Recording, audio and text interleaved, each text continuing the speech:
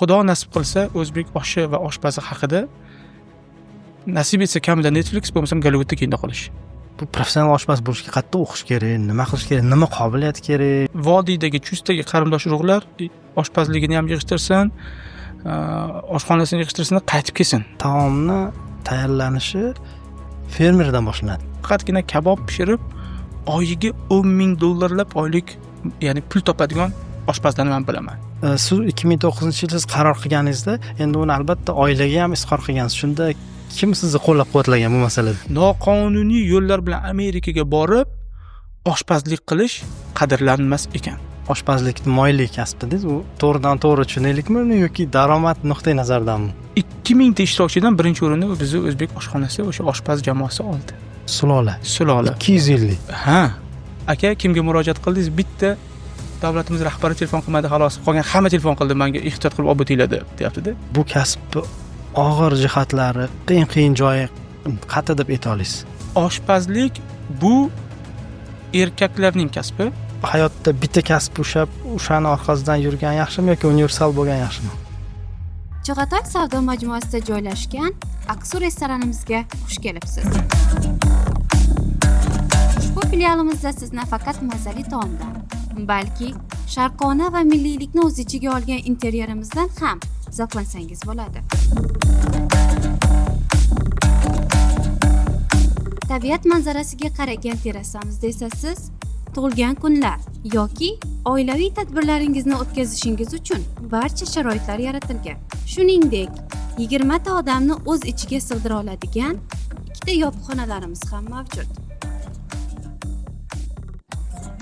Aytgancha, agar bolajonlar bilan tashrif buyursangiz, ular uchun alohida keng hamda va xavfsiz bo'lgan bolalar maydonchasi ham mavjud.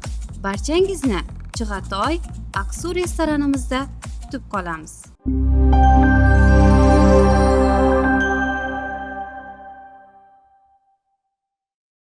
Assalomu alaykum. Bu yo'l podkast biz jamiyatga, yoshlarga, o'zbek xalqiga kasbni targ'iboti va to'g'ri kasb tanlashda ma'lumotlar ulashish, ibrat bo'lish, iqtiboslar bilan qahramonlarimiz, mehmonlarimizni bilimlari bilan ulashishga bel bog'laganmiz.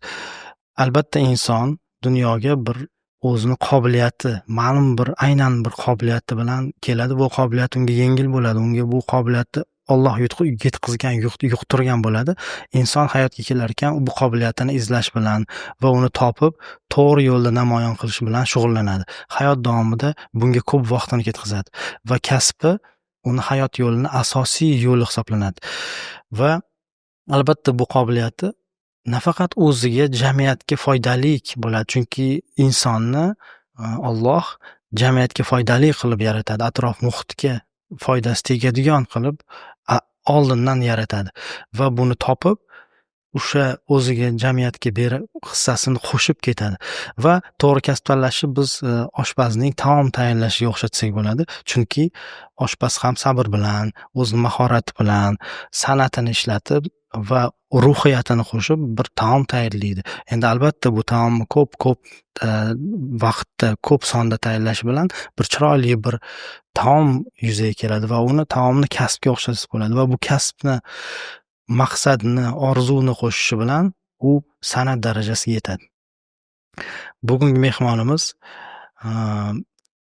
O'zbekistonda xalqaro darajadagi o'zbek milliy taomlari, o'zbek milliy oshxonasini targ'ibotchisi, 25 yildan oshiq oshpazlik kasbida professional oshpaz sifatida 25 yildan ortiq tajribaga ega.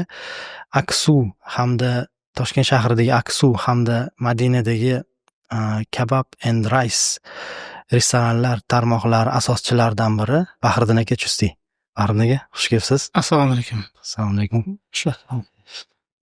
Bahriddin aka, rahmat sizga. Buni boshlaymiz. Bahriddin aka, shu inson ma'lum bir qobiliyati bilan dunyoga kelishi, shu bo'yicha nima fikr bera olasiz? Bir ma'lum bir Xudo sizga, menga yoki boshqa insonga bir qandaydir qobiliyatni yengil qilib qo'yadi va unda katta baraka berib qo'yadi. Endi biz qobiliyatlimiz deya olmayman. Chunki balki bordir, o'zbek oshxonasiga oid masalalarda nimalargadir erishgandirmiz, lekin bu qobiliyatli bo'lganimiz uchun deb hisoblamayman shaxsan o'zim. Lekin agarda nimalargadir erishilgan bo'lsa, bu menimcha shu siz aytib o'tganingizdek eng avvalo Xudoning mehribonchiligi sababli deb o'ylayman. Rahmat. Bahrom aka, hozirgi shu faoliyatlaringizdan, oxirgi bir natijalardan va maqsadlardan, faoliyatlaringiz bilan o'rtoqlashdingiz mana shu restoranlar tarmog'i. Restoranlar. Endi restoran sohasi og'ir bir, endi har bir sohaga o'ziga yarasha og'irchiligi, qiyinchiligi bor va bunga shubha yo'q. Lekin restoran sohasi oson ish emas deya bemalol ayta olaman. Ba'zan kimdir bu gaplarimdan xafa bo'lar, kimdir ishonmas, kimdir bilmayman nima deydi, nonini yarimta qilgisi kelmayotgani uchun aytyapti bu gapni deyishi mumkin, lekin unday emas. Agar restoran ochsa, kimdir yurg'izsa, biz faqat xursand bo'lamiz, lekin o'ziga yarasha qiyinchiliklariga tayyor bo'lish kerak. Vaqti bemahal sohaga aloqasi bo'lmagan tanishlarimiz shu restoran ochsa, baraka va ishida xayr tilash bilan birga, xayrli, barakali, manfaatli bo'lishi bilan birga sabr ham tilab qolamizda, chunki o'ziga yarasha sabr kerak bo'ladi. Hozirda yana qanaqa faoliyatlar olib boryapsiz shu professional yo'nalishingizda? Endi bizni niyatimiz har doim ham bitta bo'lgan, o'zbek oshxonasini targ'ib qilish. Shu kecha kunduzda restoranlardan tashqari yana bir, Xudo nasib qilsa, bir 3-4 ta niyatlar qilganmiz. Ularning ichida shu xalqaro darajadagisi ham bor. O'zimizni mahalliy bozor uchun ham mo'ljallangani bor. Endi bularni hozir aytish kerakmi yo'qmi bilmayman. Endi balki balandparvoz gaplar bo'lib qolar. Lekin ayni damda 4 ta 5 ta loyihalarning ichida eng nima deydi, katta loyihalardan biri, ikkitasi bor. Biri bu, Xudo nasib qilsa, o'zbek oshi va oshpazi haqida nasib etsa kamida Netflix bo'lmasa Gollywoodda kino qilish. Xudo xolasa. Va 1 yil mobaynida biz ayni damda 5 ta xalqaro kinokompaniya bilan muloqot o'tkazdik. Biri Italiya, ikkinchisi Ispaniya, keyingisi Amerika va qolganlari turk va arab hamkor tashkilotlar. Ularning ichida Oskar olgan kinorejissyor ham bor, ssenarist ham bor. Hammasidan deyarli byudjet ham olingan. Endi Xudo xolasa buni yuqori darajada tasdiqlansa, ajab emas, ertami kechmi bu kabi loyiha ham dunyo yuzini ko'rsa. Bu birinchisi. Xudo xolasa. Ikkinchisi bu, Xudo xolasa, bu ham o'zbek oshxonasiga oid oshpazlik xalqaro maktabiga asos solish. Shu kasbni rivojlantirish uchun va tanitish uchun. Zo'r. Bu maktab O'zbekistonda bo'ladi, kerak bo'lsa chetlarga ham yoyiladi. Ajab emas, lekin O'zbekistonda hech bo'lmasa O'zbekistonda boshlab olsak, xursand bo'lar edik. Oshpazlikni, bu mualliflik bir maktab bo'ladi. Endi mualliflik deya olmayman, lekin kasbdan kelib chiqib aytaman. Oxirgi paytlarda juda ko'p boshqa bir davlatlardan oshpazlarini so'rashadi. O'zbekistonda juda ko'p iqtidorli oshpazlar bor, juda ko'p qo'li gul, mehnatkash, o'zida ishlaydigan oshpazlar bor, lekin baxtga qarshi ularning oshpaz ekanligini tasdiqlovchi hujjat yo'q. Buni nima uchun aytyapman? Men MDH davlatlari haqida emas, yoki bo'lmasam vizasiz davlatlar haqida gapirmayapman. Ko'proq shu vizalik rivojlangan yoki bo'lmasam Yevropa deymizmi, boshqa deymizmi? Kimga borishingizdan qat'iy nazar vizada ikkita narsadan so'raydi. Birinchisi til, ikkinchisi diplom. Oshpaz ekanligini tasdiqlovchi hujjat. Misol uchun deylik, sobiq MDH davlatlarining ichida o'sha oshpaz $800,000 yoki bo'lganda 800 bilan $1,500,000 oylik olsa, misol tariqasida, til bilsa, diplom bilsa, Yevropaga chiqsa, kamida o'sha 2 baravarga oshishi mumkin. $3000 atrofida bo'ladi. Va bu tabiiyki, avvalo o'sha kasbdoshimiz oshpazini hayotini, atrofini, sharoitini yaxshilanishiga sabab bo'lsa, borib bu narsa jamiyatni yaxshilanishiga sabab bo'ladi degan umidim bor. Va qolaversa, tabiiyki, buni orqasidan eng avvalo yuqorida aytib o'tganimizdek, o'zbek oshxonasini targ'iboti yotibdi. Zo'r. Bahos. Barnaki keyin biz bilamiz, siz ko'p kitoblarda hamkorlik qilgansiz, ko'p kitoblar yozilishida ham mualliflik qilgansiz, asosiy rollarni o'ylagansiz, lekin o'z muallifligingizda mana Quyoshli 365 kun degan non kitobi va Ta'mlar simfoniyasi kitoblari haqida qisqacha to'xtalib bersangiz. Quyoshli 365 kun birinchi kitobimiz. Bu 2016-yil yozildi, adashmasam. Dinara Doltayeva bilan birgalikda u Dinara & Co matbuot uyi deymizmi yo nashriyot uyini asoschisi, ko'pchilik taniydi. O'shalar bilan birga bir kuchli jamoa, rasmda misol uchun deylik Andrey Arekilan ishlagan, matnlarda Madina Ro'zmatova, yana bir qancha o'zimizni do'stlarimiz, dizaynda Davron Abdullayev misol uchun o'shalar bilan qilingan. Buni maqsadi nima bo'lgan? Har bir viloyatni o'ziga xos taomlarni jamlash bo'lgan. Har bir viloyat, misol uchun deylik, inglizchalab aytgan travel book deydimi? Misol uchun har bir kulinarniy pутешествие по O'zbekiston ruschalab aytgan. Keyingisi bu non. Nonni nimaga to'xtaldik? Non biz ilk oshxona sohasiga, umumiy ovqatlanish sohasiga novvoychilikdan boshlangan. Ya'ni bu narsaga nima turtki bo'ldi? Avvalo nonlarni jamlangan, nonlarni turi jamlangan kitob yo'qligi bo'lsa birinchi sabablardan biri. Ikkinchisi, asosiy sabablardan biri bu har bir ishda hikmat bor deyishardi. Ba'zan o'ylanib qolaman. Biz o'sha Chustdan Toshkentga ko'chib kelganimizda ilk faoliyatimizni novvoychilikdan boshlangan. Ya'ni otam rahmatli sababli bitta novvoyxona ochganmiz, oilaviy, u yerda yordam berilgan. Ya'ni aytamanki, har bir ishda hikmat bor. O'sha paytda yosh bola bo'lganimiz uchun, qiyinchilik bo'lgani uchun noligan bo'lishimiz mumkin. Lekin Xudo shunday ishlarni nima deydi, tartiblab qo'ygan ekanki, agar otam rahmatli Toshkentga ko'chib kelmaganlarida biz novvoychilik qilmas edik. Misol uchun, novvoychilik qilmaganda men umumiy ovqatlanish sohasiga kirib kelmas edim. Misol uchun, otam vafot etganliklari sababli boshqa ishlarni xayol qilmasdan faqat shu osh-ovqatda atrofida o'ralashdik. Sababi musofir yurtda, musofir shaharda boshqa bir kasb tanlash huquqi bo'lmaganda, turtki bo'ladigan orqadagi tirgagan bo'lmagan. Shuning uchun aytamanki, bu kitob aslini olganda otamning yorqin xotirasiga bag'ishlangan kitob deb aytiladi. Chunki novvoychilikdan boshlangan. Qolaversa, o'zbek nonlari bizning un bilan bog'liq ko'p urf-odatlari bor. Bilasiz, birov uyiga, mehmonga, o'z uyingizga borsangiz ham, mehmonjo'likka borsangiz ham go'shtsiz kirib borish mumkin, lekin nonsiz kirib bo'lmaydi. To'g'ri. Non bu bizning qadriyatimiz, nomoddiy madaniy merosimiz desam mubolag'a bo'lmasa kerak. Ta'mlar simfoniyasi kitobi esa bu bundan bir necha yil muqaddam Attel kompaniyasi bilan amalga oshirilgan. Ular simfoniya nomli nima deydi, oshxona anjomlari deymizmi yoki texnikalarni ishlab chiqarishni boshladi va uni test qildik. Test qilgandan keyin hammasi muvaffaqiyatli o'tgandan keyin biz Ta'mlar simfoniyasi nomli bir loyiha qildik. U yerda ham video darslik, ham mobil ilovalar bir necha tilda va qolaversa kitob ham qilingan. Va bu kitobning asosiy nima deydi, buyurtmachisi deymizmi yoki asosiy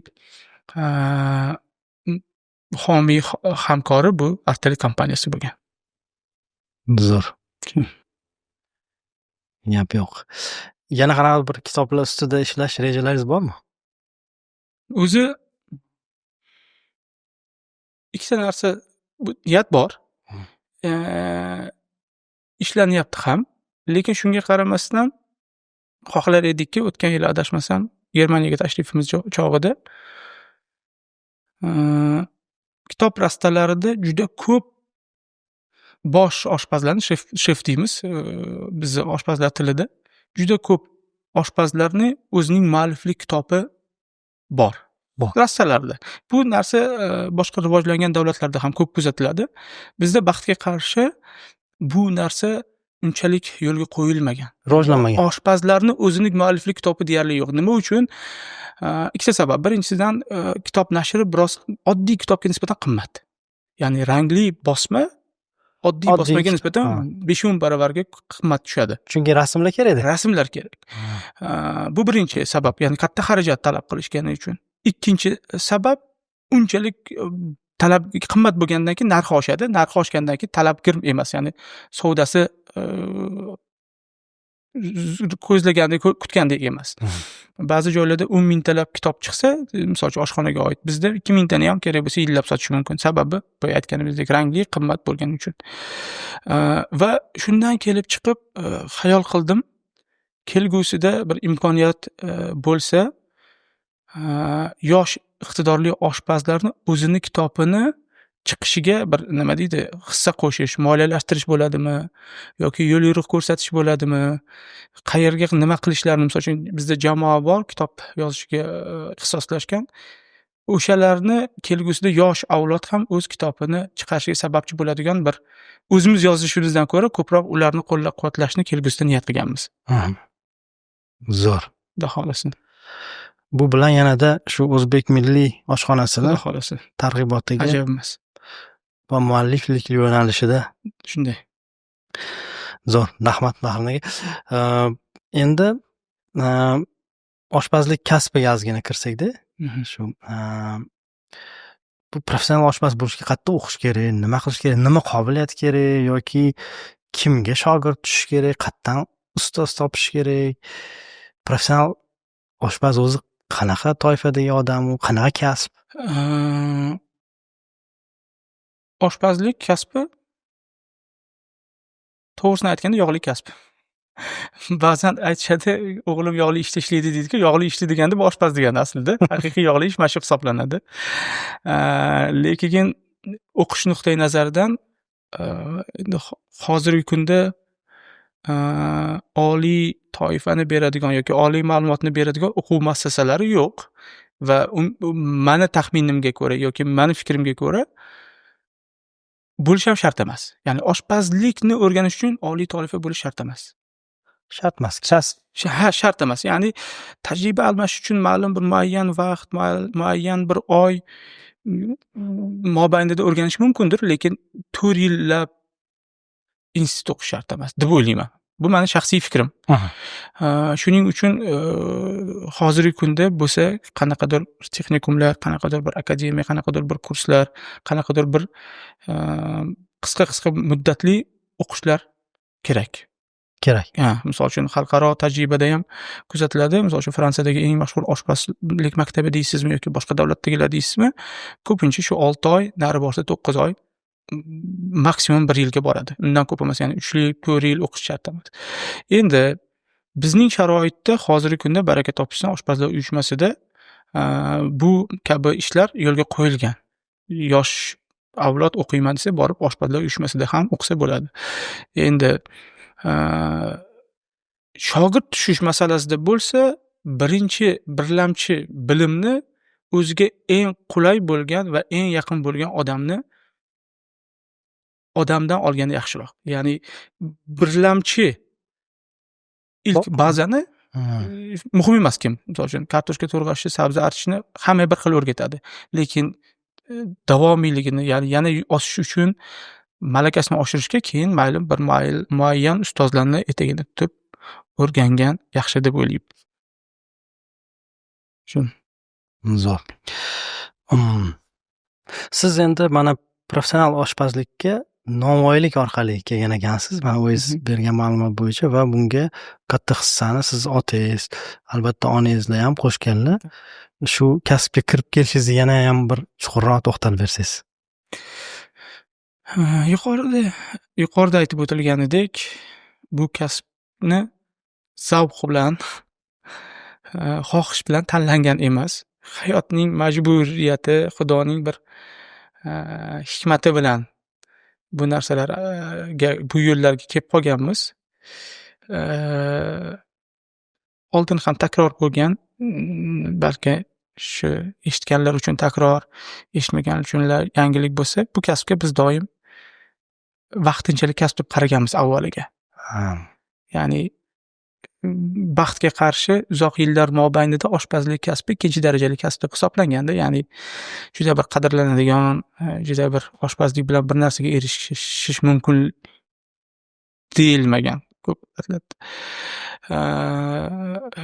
Ya'ni ommani fikrida shunday g'oya shakllanib qolgan, shunday bir shakllanib qolgan. Past sinalgan kasb bo'lgan. Ha, shunday.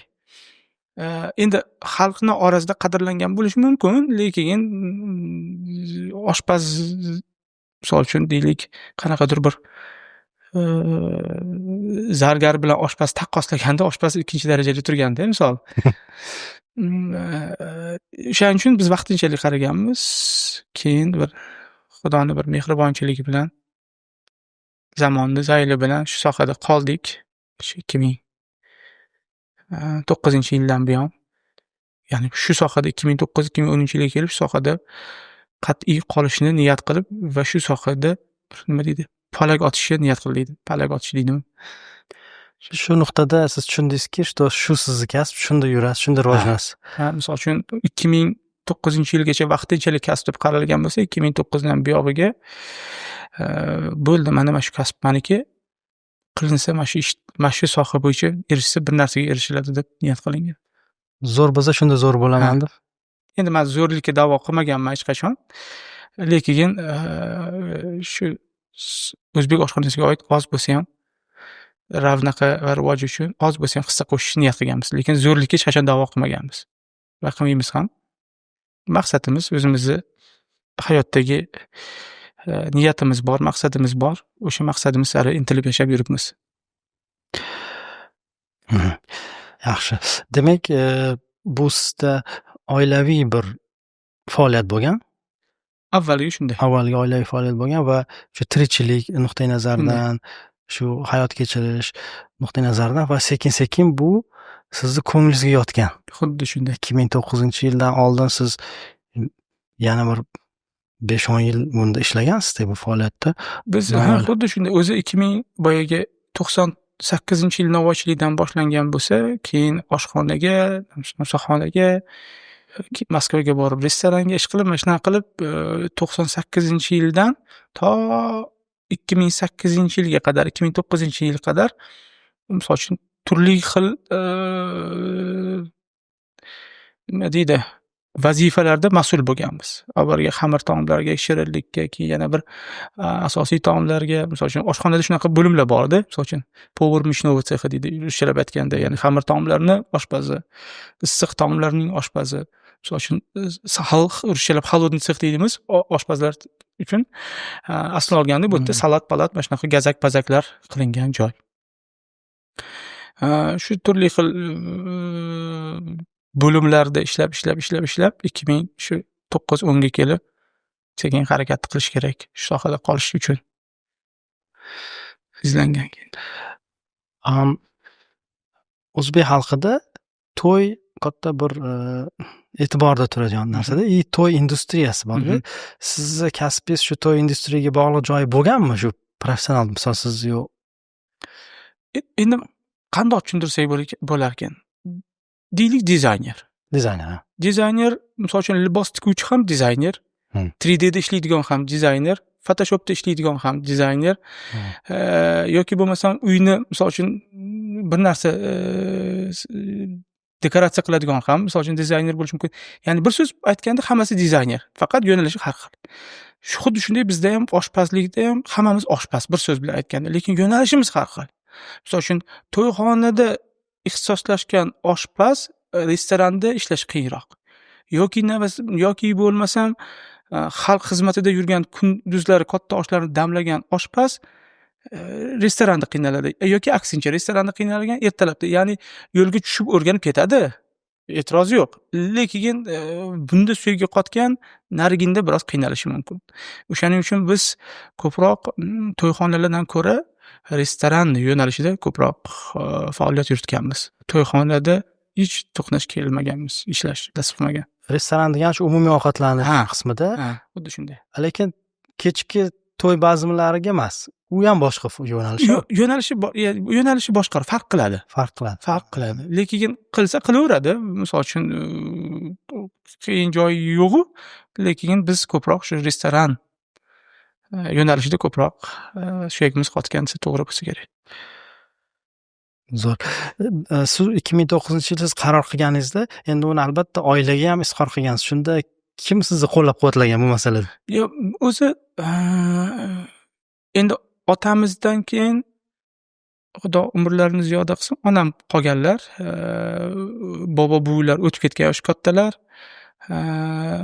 Bu masalada to'ng'ich farzand bo'lganimiz uchun ba'zan onamizga aytilgan, ba'zan ko'chadagi ish masalasini uyga sudrab ham kelmasdan o'zimiz bir qaror qilgan joylarimiz ham bo'lgan, ba'zan ayta olmagan demoqchiman.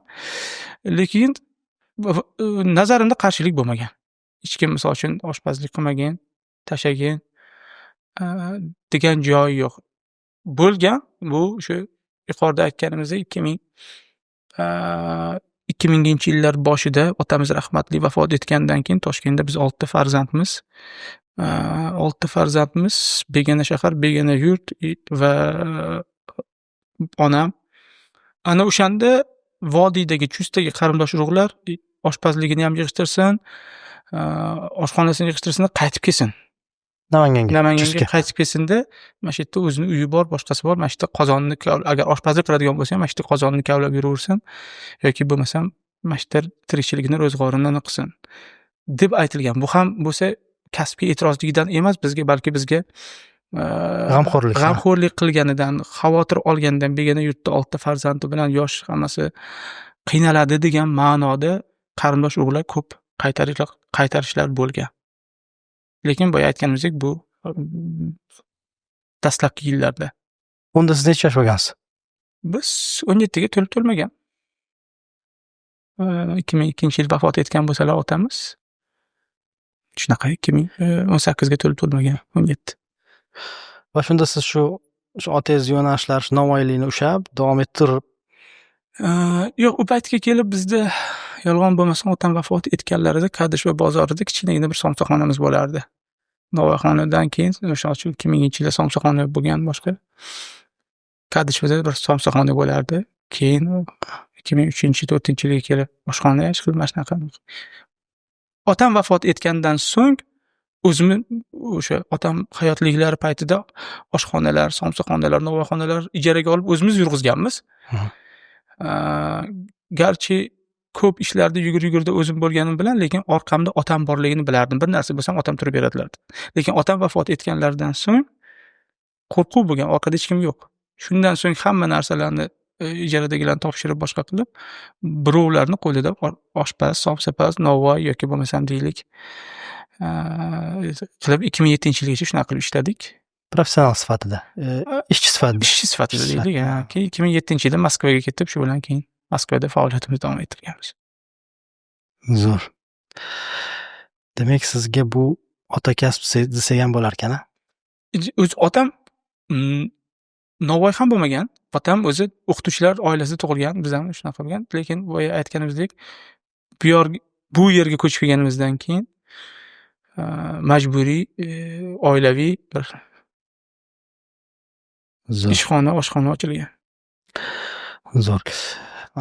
Ahmad aka, endi bu oshpazlik kasbini tarixiga ozgina to'xtalsak-da va shu o'zbek milliy oshxonasi va oshpazlari tarixda qanaqa bir namoyandalari bo'lgan, siz o'zingizga balki qaysidirlarni ustoz deb bilishingiz mumkin va hozirgi zamonaviy tarixda oshpazlik kasbi. Xo'p, o'zi ustoz haqida so'z ketar ekan, bir ulug' zotning bir gaplari bor. Bizga bir jumla, bir kalima o'rgatgan insonning har biri ustozdir degan. Aslida olganda hammalari ustoz. Hammalarini e'zozlab, hurmatlab qolamiz. O'tganlarni Alloh rahmat qilsin, qolganlarni umrlarini ziyoda va sihatlarini salomat qilsin. Lekin bevosita agar kitob yozish mavzusida yoki kitob yozish haqidagi kitob yo'nalishida gapiradigan bo'lsak, Karim Mahmudov umid qilaman o'zbek oshpazlarining hammasini ustozi. Chunki ular hayotlari mobaynida shu 50-yildan 90-yilga qadar 20 dan oshiq o'zbek oshxonasiga oid kitob yozgan. Har xil mavzularda izlangan. U kishi o'zi kasbi oshpaz emas, o'zi kasbi professor, etnograf, olim odam bo'lgan, lekin shunga qaramasdan o'zbek oshxonasini shu kungacha, hozirgi kungacha bizgacha chiroyli tartibda manbalar yetib kelishiga sabab bo'lgan odam o'sha kishi bo'ladi. Ya'ni kitob yozish bo'yicha shu kishi ustoz hisoblanadi. Endi taom tayyorlash bo'yicha bo'lsa, bevosita har bir hududni o'ziga yarasha oshpazlari bo'lgan. Misol uchun amirlik davrida deymizmi, xonlik davrida deymizmi, yo undan so'nggi yil keyingi mustamlaka davrida deymizmi, hammasini o'zining davrini oshpazi bo'lgan. Misol uchun biz o'sha 2016-yil kitobga ma'lumotlar yig'ish uchun bu yoqqa aylanib yurganimizda, misol uchun Qashqadaryoda Kitob tumanida adashmasam, Solih aka degan odam Sharof Rashidov davridagi eng mashhur oshpazlardan biri hisoblangan ekan, misol. Yoki bo'lmasam manbalarda yoziladi, Toshkentdagi to'y oshini kirishiga, shakllanishiga yoki bo'lmasam tayyorlanishiga sabab bo'lgan Rasul oshpaz avlodlari, sulolasi. Rasul oshpaz va ularning 3 ta farzandi. Hozirgi kunda mana Rasul oshpazning davomchilari 5-6 yoki 7 avlodlari ham hattoki oshdamlab kelmoqda Toshkentda. Farzandlari, nevaralar. 1800-yillarda Rasul oshpaz degan odam o'tgan va uning 3 ta farzandi bo'lgan, 3 ta o'g'li, 3 ta o'g'li ham oshpaz bo'lgan va hozirgi kunda ularning davomchilari hali ham o'sha xalq xizmatida yurishibdi, baraka topsin. Sulola. 200 yillik. 200 yillik. Ya'ni ularning hammasi bevosita hammalari ustoz hisoblanadi. Endi jismonan bizga misol uchun ko'rsatmalar, dastaklar berib yo'naltirib turadigan ustozlardan biri biz, ya'ni hozirgi kunda zamondoshimiz, kitob yozadi, o'zlari Moskvada istiqomat qiladi, Hakim aka Ganiyev. Biz Moskvada oshpazlik qilib yurganimizda 2 kishiga havas qilardik, kitob yozish bo'yicha, o'zbek oshxonasini targ'ib qilishi bo'yicha. Bittasi Stalik Hankesheyev bo'lsa, ikkinchisi Hakim Ganiyev. Stalik Hankesheyevga bir necha marta oldiga yaqinlashga harakat qilib, bir necha marta murojaat qilganimizda, ko'p holatlarda xarakteri og'ir odam bizni yaqinlashtirmagan. Lekin Hakim Ganiyev undan farqli o'laroq doim yoniga olib, ko'rsatmalar berib, dastaklar berib, misol uchun nasihat. Hozirgacha vaqti bemahsul ularni shu ko'rsatma nasihatlarni olib faoliyat yuritamiz. Siz hozirgi ustozlaringizdan? Shunday. To'g'ri bo'ladi. Zo'r. Juda qiziq.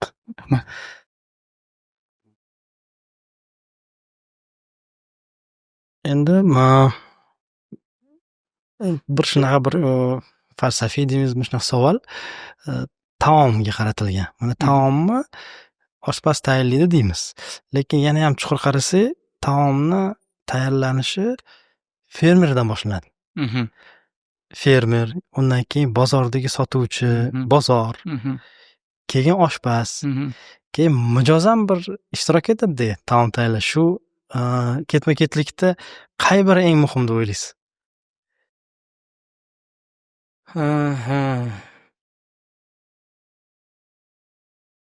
Bir o'zbek xalq maqoli bo'lardi. Kenayimning ovqatini shirin qilgan bu pochchamning bozorligimi, mahsulotimi dirdi. Shunaqa bir gap bor edi. So'z. O'shaning uchun aytmoqchi bo'lgan, agar shunga tayanadigan bo'lsak, taomning mazali chiqishi birinchi o'rinda dehqonning mehnati mahsuli bo'lsa kerak deb o'ylayman. Shuni ahamiyatini balandroq ko'rasiz. Chunki mahsulotni oddiy misol, yaxshi sabzi yoki yaxshi o'zak sabzidan osh yaxshi chiqmaydi. Yoki bo'lmasam yaxshi mahsulot olib kelmasangiz, ko'ngildagidek taom chiqmasligi mumkin. Yaxshi go'sht bo'lmasa, misol. Ya'ni bu yerda hamma narsa oshpazga bog'liq emasda. Oshpaz man yo'q narsadan ham bor qilaman, zo'r qilaman deyishi mumkin, lekin gapi yo'q. Oshpazni tajribasi zo'r bo'lishi mumkin, unga e'tirozi yo'q. Lekin mahsulotni ham o'rni muhim. Zo'r. Bu ketma-ketlikda demak siz shu fermerni, chorvadorni ahamiyatini yuqori baholaysiz. Shunday. Zo'r. Endi yana taomga to'xtaladigan bo'lsak, taom bu tayyorlash bu texnikami siz talqiningizda yoki san'atmi yoki bir suhbatmi yoki bir mehrmi, nima bu?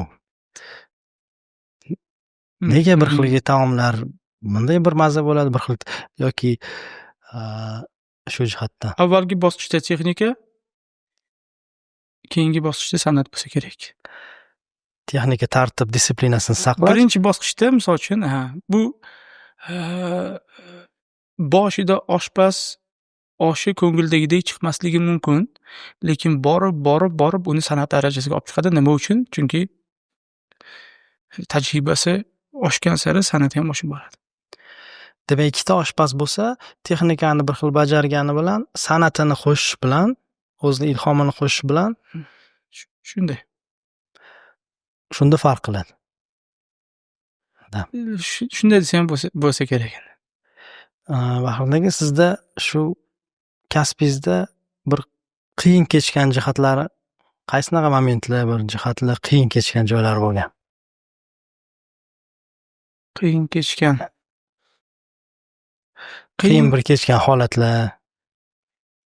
Qiyin kechgan holati. Hozir bir o'ylab oling.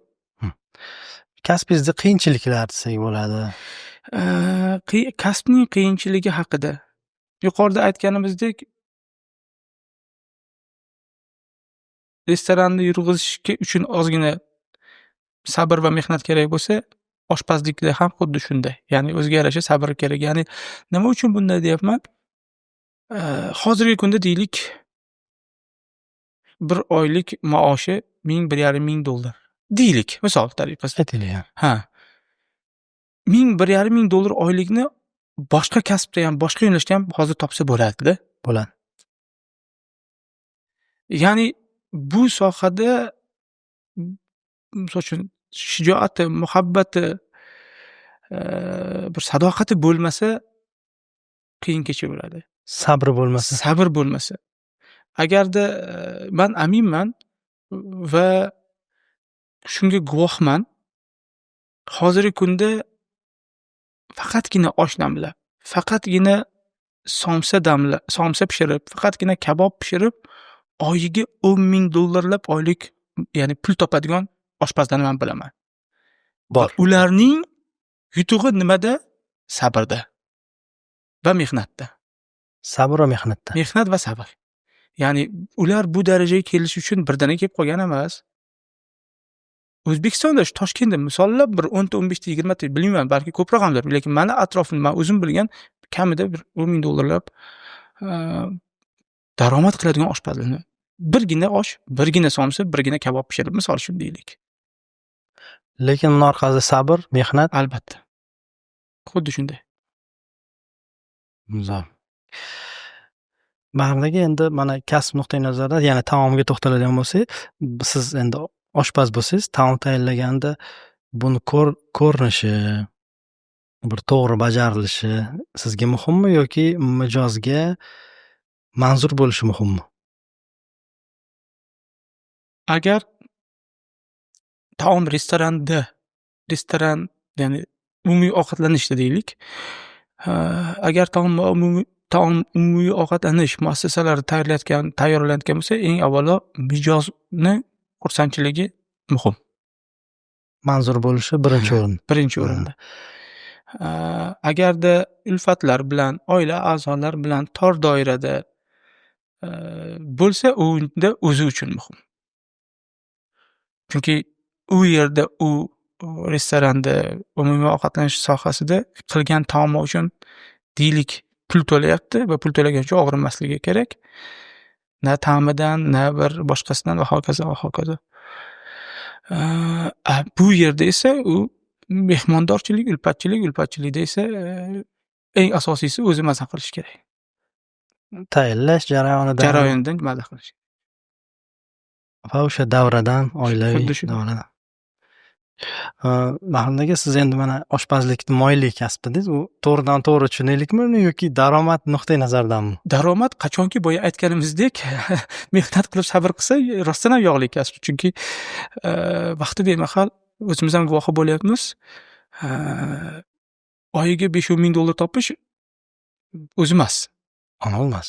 O'zi emasda. Katta Ya'ni turli xil sohalarda o'qib ham boshqa tajribasi bo'lib turib ham topolmayotganlar bor, lekin oddiy oshpazni o'zini topayotganlar bor. Va bu nimadan dalolat? Bevosita. Ya'ni yaxshi ishlasangiz ikki tomonlama yog'lida. Bo'lmasa bir tomonlama yog'li. Zo'r. Biza mana podkastimizda Lazza aka ham mehmon bo'lgandilar. Shunday bir oshpazlikni misol keltirdilar-da bitta savolga. Mana qildilar. Oshpaz bog'chada ham oshpaz bo'lish mumkin, bir 3-4 million, 5 million yoki bir qanaqadir katta restoranlar tizimida bo'lsa, u 50 ming dollargacha pul topish mumkin yoki 10 ming aytganingiz. Shu fikri qanaqa, siz qo'llab-quvvatlaysizmi? To'g'ri. Qo'shilaman. Ya'ni boyaga aytganimizdek, birlamchi boya aytdingiz-ku, oshpaz shogird bo'lish uchun qayerga kimga borish kerak? Birlamchi bilimni o'sha bog'chadagi oshpazdan ham olish mumkin. Lekin kelgusida darajasini, imkoniyatini oshirish uchun boyaga yo'l axtarish kerak bo'ladi. Kattaroq ustozlarga. Zo'r. Bahrom aka, siz ko'p bilamiz, mana faoliyat nuqtai nazaridan mana bu milliy o'zbek oshxonasini targ'ibot sifatida ko'p chet ellarga chiqasiz. Bu AQSh bo'ladimi, Angliya bo'ladimi, Buyuk Britaniya yoki bir boshqa davlatlar bo'ladimi? O'tda oshpazlik kasbi qanday holat? Qanaqa o'tdi darajada? Shu haqida bir ma'lumot bersangiz. U yerda oshpazlik kasbiga qanaqa qaraladi? Va o'zbek oshpazlarini dunyodagi o'rni, qiymati. Xo'p, endi har bir davlatda har xil bo'lsa kerak va aniq. Oshpazlik qadrlanadigan, oshpazlar qadrlanadigan sanoqli bir 5 ta 10 ta davlat bo'lsa kerak deb o'ylayman. Misol uchun birinchi o'rinlarda bu tabiiyki Fransiya kiradi. Chunki Fransiyada oshpazlarga bir boshqacha munosabat shakllangan. Ham hukumat tomonidan, ham xalq tomonidan, jamiyatda ham boshqacha o'ringa ega. Ayrim davlatlarda esa yuqorida Lazzaka aytgandek gapda. Amerikadagi oshpaz deganda bu hammasiga xulosa qilishimiz qiyinroq. Lekin o'zbek, men bir narsani aytaman. O'zbek oshpazlari haqida aytay. Chunki Amerikada turli xil nomdor, Michelin olgan va hokazo ko'proq daromad qiladigan oshpazlar bor. Misol uchun hozirgi kunda dunyoda 10 ta eng ko'p daromad qiladigan oshpazlarning kamida 5-6 tasi Amerikada faoliyat yuritadi. Misol millionlab topadigan oshpazlar va ular haqida fikr bildirishimiz xato. Lekin o'zimizning qora qosh ko'ra ko'zlar haqida gapiradigan bo'lsam, bundan bir necha yil oldin Amerika Qo'shma Shtatlarida bir tanishimiz restoran ochdi, o'zbek restorani, va oshpaz yo'qligidan shikoyat qildi. U yerda. Keyin buni eshitib turgan boshqa bir tanishimiz aytdiki, falonchini chaqirgin, falonchi ishlaydi, qo'li bo'sh yuribdi dedi. Keyin javoban aytdiki, u yo'q, u bo'lmaydi. Sababi uning ruschalab aytganda stavkasi, oyligi balandroq dedi. Talabi katta. Oyligi kattaroq, ko'proq so'raydi dedi. Keyin men so'radimda, aka dedim, baland oylik deganda qancha bu? Nech pul bu baland dedi. Desam, soatiga o'sha paytda yo 12 yo 13 dollar. Bu endi bir 5-6 yil oldingi gap. Soatiga 12-13 dollar dedi. Men aytdim, ish soati qancha? 8 soat o'rtacha. Taxminan kuniga 100, nari borsa $120 atrofida. Endi restoran sohasida odatda grafik yo 6 ga 1 yo 5 ga 2 bo'ladi. Ya'ni 5 kun ish 2 kundam yoki Shunaqa. bo'lmasa 6 kun ish 1 kundam. Ha. O'rtacha men endi kasbdan kelib chiqib kalkulyator qildim. Kalkulyator qildimda taxminan $2,500-3,000 atrofida oylik chiqdi. Endi $2,500-3,000 ni bular hozir baland deyapti. $2,500-3,000 oylik oldi. Undan deylik 700-800 bor, ya'ni $1,000 ni mehmonxona Arendaga, yashashiga, ijaraga, yo'l kirasiga, yashashiga, istiqomatiga va hokazosiga sarflaydi. Nari borsa qo'lida bir $2,000 qoladi. Keyin aytdimki, demak, o'zimizni qora qoshlar uchun 20-30 ming dollarlar pul berib, noqonuniy yo'llar bilan Amerikaga borib, oshpazlik qilish qadrlanmas ekan. Shunaqa xulosaga keldingiz. Ya'ni qo'pol qilib aytgan невыгодно, ruschalab aytganda. Harakat qilsa shu $2,000 ni yana boya aytganimizdek, O'zbekistonda ham $1,500-2,000 ni hech qayerga bormasdan, hayotini riskka, tahlikaga qo'ymasdan, $20-30 ming noqonuniy yo'l, aylanma yo'llar bilan borishga arzimas ekan degan xulosaga keldim. Ya'ni borsin, gap yo'q, agar shu sohada boyaga aytganimizdek, o'sha yerdagi eng zo'rlari kim hozirgi kunda eng ko'p pul topayotgan yaponiyalik Nobu bo'lsa, shu Nobuning oldiga ishlasin. Yoki bo'lmasam Gordon Ramsay o'sha yoqqa o'tib olgan, u yoqqa borib ishlasa, farqi yo'q. Katta bo'lsa ham Los Anjelesda deymiz, Las Vegasdagi joylarda top restoranlarda ishlasa, biz xursand bo'lamiz. Lekin aylanma yo'llar bilan borishga kelganda qadrlanmas ekan degan xulosaga keldik. Oqlamaydi o'zini. Oqlamaydi. Demak, shu xalqaro tajribali oshpazlarning fikrini davom ettiradigan bo'lsak, Fransiyada katta milliy darajada qadrlanadi. Shunday. Fransiyada oshpazlarga munosabat boshqacha. Undan keyin mana Yaponiya, Koreya davlatlarida ham men yolg'on bo'lmasin, Koreya va Yaponiyaga bormaganligim sababli ular haqidagi o'zim guvohi bo'lgan fikrlardan tiyilaman. Lekin ijtimoiy tarmoqlar orqali, internet orqali hozirgi kunda rivojlangan ma'lumotlarga ko'ra, dar haqiqat, misol uchun, koreyalik oshpazlardan ko'ra yaponiyalik oshpazlar ancha nima deydi, qadriyatini saqlab qolgan. Yaponiyalik oshpazlar shu kunda zamonaviy yondashuv, zamonaviy yo'nalishda yaxshi nima deydi, yo'lini topib olgan bo'lsa, yaponiyaliklar yillar, asrlar mobaynida qadriyatini saqlab qolgan deya o'qiganmiz, ya'ni eshitganmiz aniqrog'i. Lekin o'zimiz guvohi bo'lganimiz yo'q. hozircha an'anasini, saqlab qolgan. klassik maktabini saqlab, O'z zotan nafaqat oshpazlik yo'nalishida ko'pchilik aytadi, Yaponiya boshqa dunyo deb.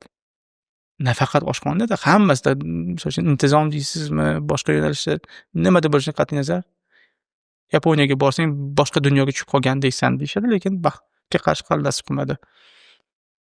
endi agar bir qisqa xulosa qiladigan bo'lsak, sizda kasbingizdagi missiya shu o'zbek xalqini va o'zbek milliy oshxonasini yana ham va shu bilan O'zbekistonni tanitish dunyoga. Xolos. Yoki qanaqa buni talqin qilsak bo'ladi yana? Endi bilmadim, menimcha har bir vatanparvar soha egasi eng avvalo O'zbekistonni imijini dunyoda ijobiy ma'noda tanishni xohlasa kerak. Jumladan biz ham. Va buni ortidan tabiiyki o'zbek oshxonasini ba'zan bunaqa balandparvoz gaplarni deb ko'p takka eshitamiz, lekin dildagi tilga chiqadi doim. Endi oliy maqsad bir yuqori bo'lsa, unga erishish ham bir amaliy ko'rinishni ola boshlaydi, albatta. Zo'r. Haligi xalqaro darajada oshpazlik haqida davom ettiradigan bo'lsak, o'zbek oshpazlarini shu chetda yaxshi katta brendlar bilan ishlayotganlarni qaysilarini bilishingiz mumkin, aytishingiz mumkin? Katta brendlar deganda, yaxshi natijalar qilayotgan o'sha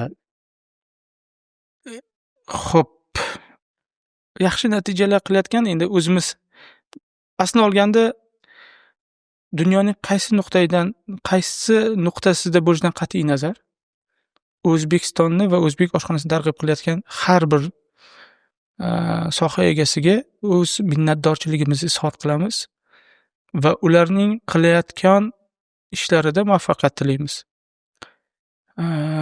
Endi bevosita savolga to'xtaladigan bo'lsak, o'zimiz shaxsan bilib xursand bo'layotgan do'stlarimizdan, hamkorlarimizdan biri bu Londondagi oshpaz jamoasi.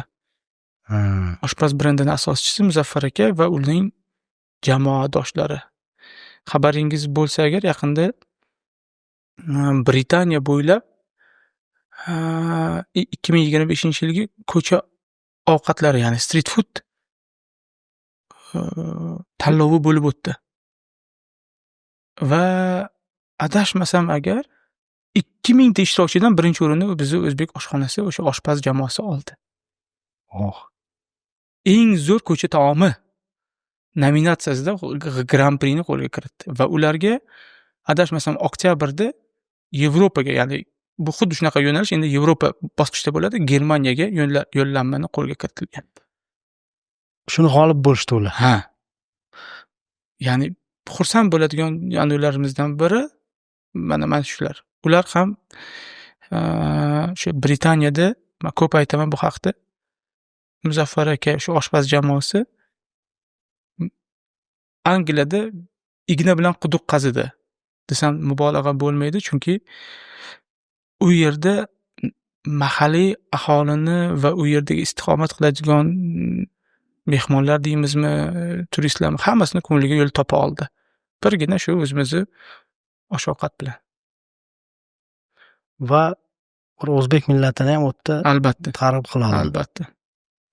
Ular o'tda doimiy faoliyat ko'rsatishadi. Ha, oxirgi o'zi oshxona sohasida bir 10 yildan oshiq tajribaga ega, lekin oshpaz brendi qilib chiqarganiga adashmasam so'nggi 7-8 yildan buyon faoliyat yuritishadi. Va mana sekin-sekin o'sha boshlagan ishlarim meva berishni boshladi. Zo'r. Ularga albatta muvaffaqiyat tilaymiz. Yana Albatta. Yevro turda ham bir ko'p sovrinlar qo'lga kiritishsa zo'r. Bahrim aka, siz endi istaymizmi yo'qmi faoliyatingizda bir yaxshi afzal natijalarga erishgansiz. Buni jamiyat ham tan oladi. Misol uchun O'zbekistonda top bir oshpazlar bir ro'yxatlariga kirasiz. Shunda undan tashqari sizni davlat darajasida ham e'tirof etishadi va shu davlat rahbari va davlat mana mutasaddilari ham sizni e'tirof etishadi. Bu narsa sizga ko'tarinkilik beradimi yo mas'uliyat yuklaydimi?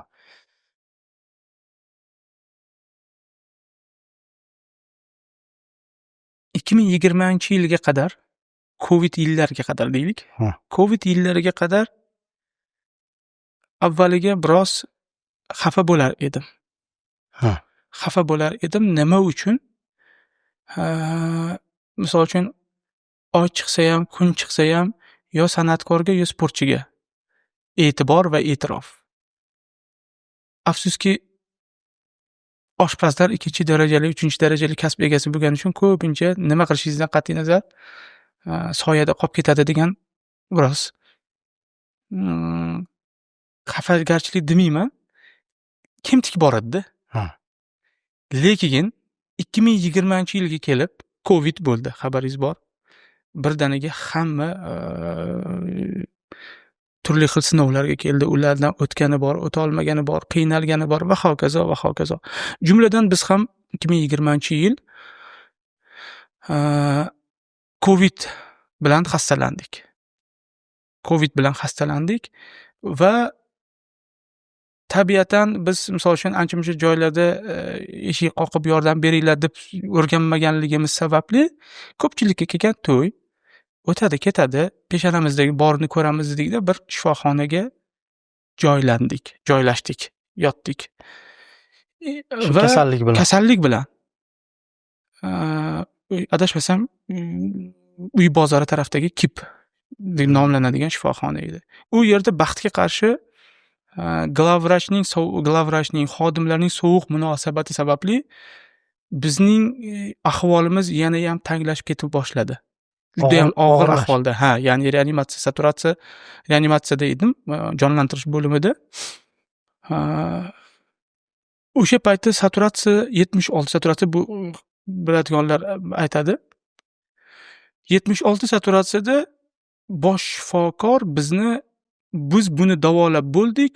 Buning kasalligi COVID emas, balki o'pkasidan, hattoki tuberkuloz ham dedi. Bosh shifokor. Vaholanki biz COVID yillariga qadar har 6 oyda tibbiy ko'rikdan o'tamiz. Sababi yuqori martabali mehmonlarga xizmat qilishingiz uchun obdon tekshiruvdan o'tishingiz kerak doimiy ravishda. Sog'liq tekshiruvidan. Bu o'pka deysizmi, boshqa bir yuqumli kasalliklar deysizmi, qon, hammasi har 6 oyda o'tiladi. Kasb yuzasidan. U bizga kelib aytayaptiki, men ukamga telefon qilib, hattoki o'sha bosh glavvrach, adashmasam, hozir ham baxtga qarshi ishlab yurgan ekan o'sha ayol.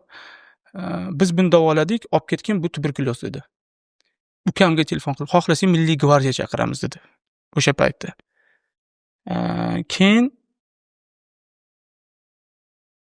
orada men reanimatsiyaga tushganimda uydagilar kimgadir yordam beringlar deb murojaat qilgan. Men o'zim ahvolim bilmayman. Og'ir ahvolda edim. Kimgalargadir murojaat qilgan va u murojaat qilganlar ijtimoiy tarmoqqa bu masalani ko'tarib chiqishgan. Hamma yoq shuv bo'lib ketdiki, Bahriddin Chustiy o'lim to'shagida deya. Va bu xabar bevosita rahbarlargacha yetib borgan. Tepa rahbarlargacha. Tepa rahbargacha. Bir kechada ularning aytishicha, o'sha shifoxonaga ochilganidan buyon bunchalik ko'p mutasaddi tekshiruv kelmagan. Shu sababli keldi hammasi, hattoki bosh vazir Abdulla Nigmatovich o'zlari nazoratga olib, bizni boshqa bir shifoxonaga 16-Gorbanitsaga o'tkazib, ya'ni 16-shahar poliklinika, o'sha yerda yotqizib, o'sha yerda davolashdi. Men endi sal uzoqdan kelyapman, ming bor uzr so'rayman. Ezmalanganim uchun. Zo'r. Bu yerda qolsangiz ketib qolishingiz ham mumkin. Bir kechaga yo borardim, yo bormas edim.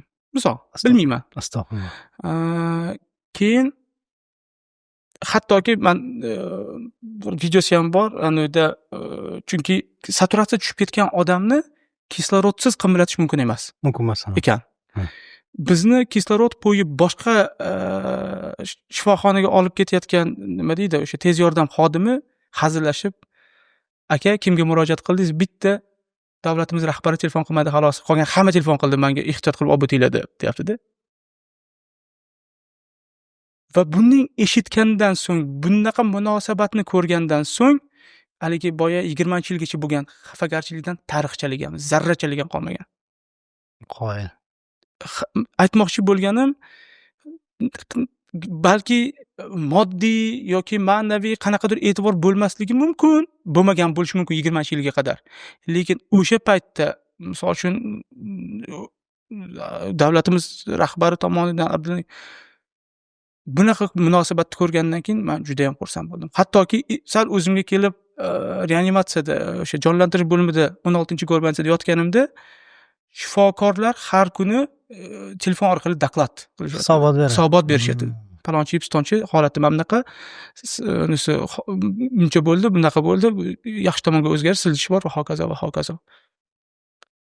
Va oradan hech qancha vaqt o'tmadi, taxminan shifo topib chiqqanimizdan so'ng taqdirning taqozosi bilan bir tadbirda Abdulla Nigmatovich bilan to'qnash kelib qoldik, bosh vazirimiz. Keyin ko'rib, "Tuzalib qoldingmi? Kechqurun uyga kelsam, hamma yoq shov-shuv."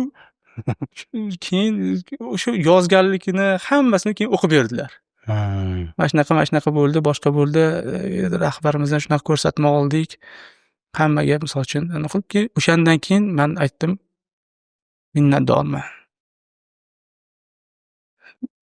Hammalariga, kim o'sha bizni hayotimizda ya'ni ikkinchi hayotda qolishimiz sabab bo'lgan insonlarga avvalo juda xalqimiz juda ko'pchilik duo qildi va o'shalarning duolarini ijobati va qolaversa mutasaddilarning e'tibori bo'ldi desam mubolag'a bo'lmaydi. Qoyil. Hayot bu eng bebaho ne'matlardan. Bu yerda demak sizga mana davlat rahbarlari e'tibori qo'llab-quvvatlovi hamda mana xalqni duosi. Albatta xalqni duosi ham buni kamsini bo'lmaydi. Albatta. Va bu og'ir bir sizga sinov bo'lgan ekan Shunday. va shunday xulosa qilsak bo'ladimi? Bu sinov sizga yaxshilikka bir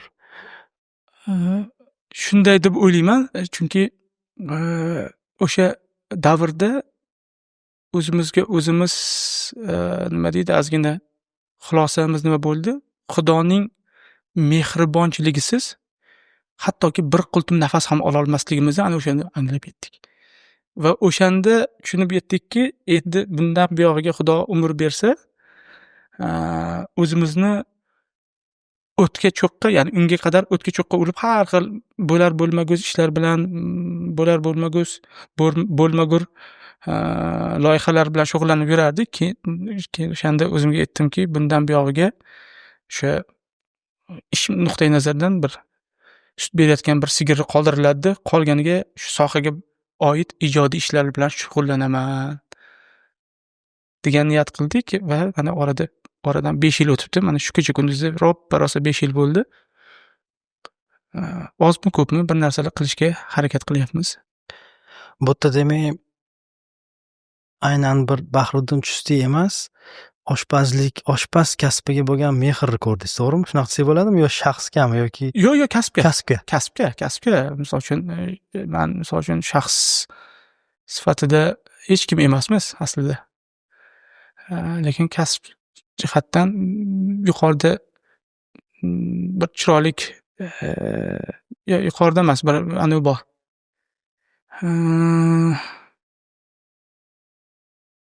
Ko'p oshpazlar ko'rgan, endi o'rislarni mentalitetidan kelib chiqib aniq qo'ygan, ruscha bir kuxnya degan serial bordi. O'sha kuxnya serialda bosh oshpaz rolini o'ynagan oshpazning qizini bir dialogi bor. San deydi, otasiga qarab, siz deydi, ideal qo'lingizdan ideal ota bo'lish kelmagandir, ideal odam bo'lish kelmagandir, lekin bir yaxshi oshpaz bo'lishni qanday qilgan, nima deydi? Uddalagansan. O'shanga o'xshab biz balki bir yaxshi farzand emasdirmiz, yaxshi ota emasdirmiz yoki yaxshi bir turmush o'rtoq emasdirmiz, lekin shu sohani odami sifatida bir narsaga erishishni niyat qilganmiz. Zo'r, demak bu holat sizni kasbingizda katta burilish yasabdi, desak bo'ladi. Va yana ham siz ilhomlanib bundan xalqqa xizmat qilish, millatga xizmat qilishga bel bog'ladingiz bu yog'iga. Shunday. Zo'r, qoyil. Zo'r, bo'lmasa savollarimizni davom etamiz yana. Demak, qarang, bu oshpazlik bu hunar aslida. Kasb, lekin hunar toifasiga kiradigan ekan. Hunar degan shu qo'l bilan qilinadigan. Bu hunarda mana o'zingiz ham aytib o'tdingiz, 200 yildan beri oshpazlik yo'nalishida mana sulolalar bor ekan. Shu avloddan avlodga o'tishiga qanday qaraysiz bu oshpazlik va farzandlaringizdan oshpazlar chiqishiga qanday qaraysiz? Yaqinda shu savolga to'xtalib o'tdik.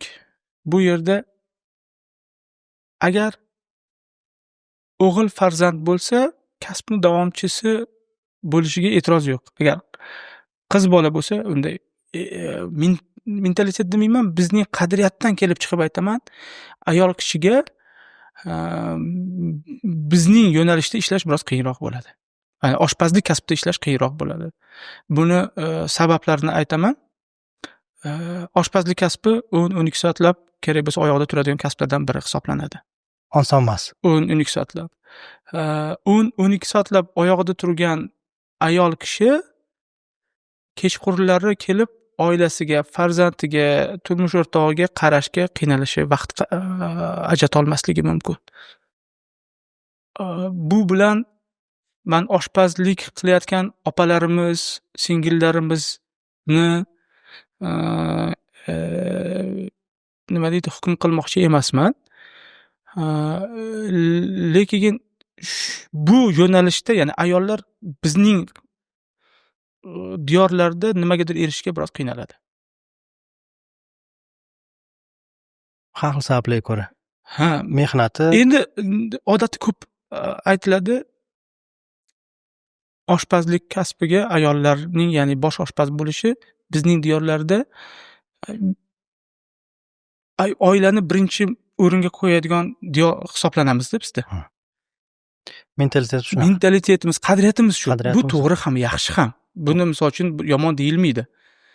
Endi tasavvur qiling, bir yaxshi ayol kishi, iqtidorli, tajribali ayol kishi oshpazlik qiladi va ma'lum bir vaqtdan keyin oila quradi. Misol uchun bir singlimiz haqida gap ketyapti. Muhabbati bor oshxonaga. Oila quradi, oila qurgandan keyin farzand bo'lish jarayoni, misol uchun Oilaviy ishlar 1-2 yilga cho'ziladi. Ya'ni ishdan 2 yilga uzilish bo'ladi kamida. 1-2 yildan keyin kelib yana noldan boshlash uchun biroz qiynaladi. 2 yil katta uzilish, oshpazlik. 1 yil, 2 yil katta uzilish. Demak, o'g'il farzandlar bo'lsa, qo'llab-quvvatlaysiz. Shunday. Ayollarga endi qarang, mana shu masalani siz to'xtalib o'tdingiz. O'zi oshpazlik ko'proq ayol kasbmi, erkak kasbmi? Qaysi jihatida erkak bo'lish kerak, hatto ayol? Mana. Oshpazlik va pazandachilik deylik. Ha. Oshpazlik va pazandachilik. Oshpazlik bu erkaklarning kasbi va u oilani moddiy va ma'naviy ta'minoti uchun hisoblanadi. Pazandachilik bu ayollarning kasbi, bu oiladagi kundalik ehtiyojini ta'minlash uchun. Ya'ni biri kasb orqasidan ro'zg'or tebratsa, ikkinchisi pazandachilik orqasidan o'sha yaqinlarini, Ikkalasini ishi bir lekin. ikkalasi Taom ishi bir. pishirish. Ha, lekin sharti shuki, bu ayol kishi yaqinlariga tayyorlab, yaqinlar uchun anaqa qiladi, nima deydi, xizmat qiladi. Bu xalq uchun xizmat qilib, undan haq olib kelib ayoliga oilasini moddiy ma'naviy ta'minotini ta'minlaydi. Oshpazlik bilan pazandachilik chegarasi shu. Ha. Bunisi tijoriy, xalq xizmati, bunisi Xuddi shunday. oilaviy. Bitabo'y deydimi? Ijtimoiy. Bittasi tijoriy, ikkinchisi ijtimoiy. Ijtimoiy. Xo'p, bu tushunarli. Endi qo'lidan kelish, shu yana san'at darajasida kimda zo'rroq chiqadi? Ayol kishidanmi, erkak kishidanmi? Endi Kasb, mahorat yuzasidan. eng zo'r oshpazga borib ko'pincha eng mazali taom qaysi taom desa, hammasi bir so'z bilan onam pishirgan taom desa kerak deb o'ylayman. Shunaqa. Kimidan borishidan qat'iy nazar, onasi pishirgan, yoshligida pishirgan taom nazarimda eng mazali deb o'ylaydi. Agar shunga tayanadigan bo'lsak, tabiiyki onalarimiz eng mazali taomni tayyorlagan biz uchun. Albatta. Siz uchun ham shunaqa. Albatta, siz yoshligimizda onam tayyorlagan taomlar o'zgacha maza. O'zgacha mazada. Hozirgi kunda dunyodagi turli xil taomlarni tatib ko'rib, hammasi farq tomonidan farqli bo'lishi mumkin, lekin o'sha bolalikdagi onamiz tayyorlagan taomni hissiyotini bermasa kerak deb o'ylayman. Endi unda farqi nima bor deb o'ylaysiz? U yerda mehr bor, menimcha. Mehr bo'lishi mumkin, beg'uborlik bo'lishi mumkin, beminnatlik bo'lishi mumkin. Xohlagancha ta'riflash mumkin menimcha. Tushunarli. Demak, ko'proq erkak kishilar ommaviyga, sheflikka, ayol kishilar ko'proq pazandachilikka. Shunday. Bittasi tijoriy, ikkinchisi ijtimoiy. Lekin shu kecha kunduzda baraka topishsin, bekalarimiz ham yaxshi taomlarni tayyorlab, xalqqa taqdim qilib, o'tirgan joylarda pul ishlashib, bir narsalar qilib yozishdi. Misol uchun mahorat darslari deymizmi, tayyor mahsulotlar, xom mahsulotlar chiqib zo'r. Uyda bo'lsa har qanaqasiga e'tiroz yo'q. Zo'r. Endi qarang, oshpazlik kechida mana siz o'zingiz ham aytdingiz, mana issiq taomlar, salatlar, boshqa yo'nalishlar bor. Shirinlik tarafidachi? U yerda ham erkak kishi, ayol kishi Mana mana shu shirinlik yo'nalishi ham bor-a? shu masalada misol uchun ayollar nozik xilqat vakillari bu kabi nozik ishlarda e'tiroz yo'q. Bu narsalarni misol uchun ayollar qandolatchilikda ishlasa bo'laversa kerak. U yerda ayollar mahorati yuksakroq bo'ladi. Ha, ularni didi yoki bo'lmasam deylik ularning ijodkorligi ziyon qilmasa kerak deb o'ylayman. Qandolatchilikda. Qandoqchi? Shu shirinliklar, desertlar tayyorlash. Bu yo'nalishda erkaklarning ham bir afzal bir mahorati Ya, albatta. bor. Hozirgi kunda dunyodagi eng zo'r qandolatchi kim desangiz, kamida 5 ta 10 ta undan ko'p bo'lmasa erkaklarning nomi zikr etiladi. Ayollar ham yo'q emas, bor, baraka topishsin. Lekin tarozi pallasiga qo'ysa, erkaklar tarafi og'irroq keladi. Zo'r. Bahraga endi kasb, endi biz mana kasb tanlash to'g'risida va shu kasbda yuksalish haqida gapiramiz. Umumiy kasb nuqtai nazaridan men o'z kasbimni topdim deyish uchun inson shu qachon keladi va qanday bir hisda shunaqa desa bo'ladi inson? Men o'zim kasbimni topdim. Endi sizni tushundim. Siz shu 2009-yil shunday bir holatga vay mana Coviddan keyingi mana bu voqeada sizga ikkita nuqtada shu keldi. Men o'z kasbim yana Coviddan keyin bo'ldi. Mana shunda aniq insonga bu bank sohasi xodim bo'ladimi yoki o'qituvchi bo'ladimi? Shu yo'nalishga kirgan yoshlarga qaysi momentda deb o'ylaysiz? Menimcha ishga malollanmay borgan kunidan boshlansa kerak deb o'ylayman. Zo'r. Yanachi? Endi Orinmasdan, misol uchun ishga majburiyatdan emas, xursandchilik bilan, og'rinmasdan, zavqlanib borgan yo'nalish qaysi yo'nalish bo'lishidan qat'iy nazar, o'sha yo'nalish egasi. Demak, men kasbimni topdim desa bo'ladi. Sizda ham shunaqa. Siz ham ishga men misol uchun hozirgi kunda oldin ham shu bo'lgan. Fikrasi o'tirsak ham, yotsak ham, tursak ham fikrimiz shu bitta narsa va o'sha bo'yicha ishlaymiz. Ishga borsak ham shu xursandchilik bilan boshqa shunaqa. Sizga zavq bag'ishlaydi, malollanmaysiz, og'rinmaysiz va mazza qilib o'zingizni shunday. Endi biz oxirgi paytlarda oshpazlikdan ko'ra ko'proq nima deydi, tashkiliy ishlar bilan bandmiz. Yangi yo'nalishlar, ya'ni bir taom tayyorlab kimgadir taqdim qilish o'zgacha zavq bo'lsa, lekin hozirgi kunda o'sha zavqlanadigan insonlarga ko'proq sharoit yaratish harakati ko'proq beradi-da, bizga zavq beryapti. Tashkilotchilik. Misol uchun qilmagan ishni yangi marralar bizga ko'proq zavq beryapti. Demak, turtki bo'lyapti. Oshpazlikda taom tayyorlagandek zavqingiz hozir u ham shu undan ham yuqori zavq. Misol uchun hozirgi kunda deylik bir qandaydir bitta qozonda ovqat qilib kimgadir xursand qilishdan ko'ra bu ya'ni normal holat, odatiy holat bo'lib qoldi. Lekin ko'proq bizda hozir misol uchun xalqaro miqyosidagi hech kim qilmagan ishlarni, hech kim qilish qiyin bo'lgan yo'nalishlarni qilsak ko'proq zavq beryapti deb o'ylayman. Va buni malollanmasdan yana to'liq kuch bilan va yana bunaqa desak bo'ladimi? Sizni bu ish charchatmaydi, to'g'rimi? Hozircha charchaganimiz yo'q. Jismonan charchoqlar bo'ladi, qachon? Nima deydi? Ketma-ket parvozlar, ketma-ket bir uyqusiz tunlar, bedor tunlar bo'lganda biroz bo'ladi, lekin bu narsa deylik bir miriqib dam olib uxlab olsangiz o'ziga kelib qoladi. Lekin ruhiy yo'q. Anaqa isroblanish, yo'q. Ruhiy charchoq bo'lmaydi. Yo'q, unday emas. O'sha mehnatingizni natijasini ko'rganda u ruhiy taraflar xuddi shunday. Zo'r. Mana shu davlat miqyosida bir xizmatlaringizga to'xtala olasizmi? Ish faoliyatlarga. siz ko'p bilamiz, davlat tadbirlarida bo'lasiz.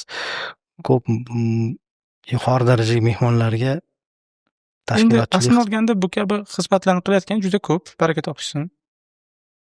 Hammalari o'zlarini yo'nalishi bo'yicha xizmatini qilib yuribdi.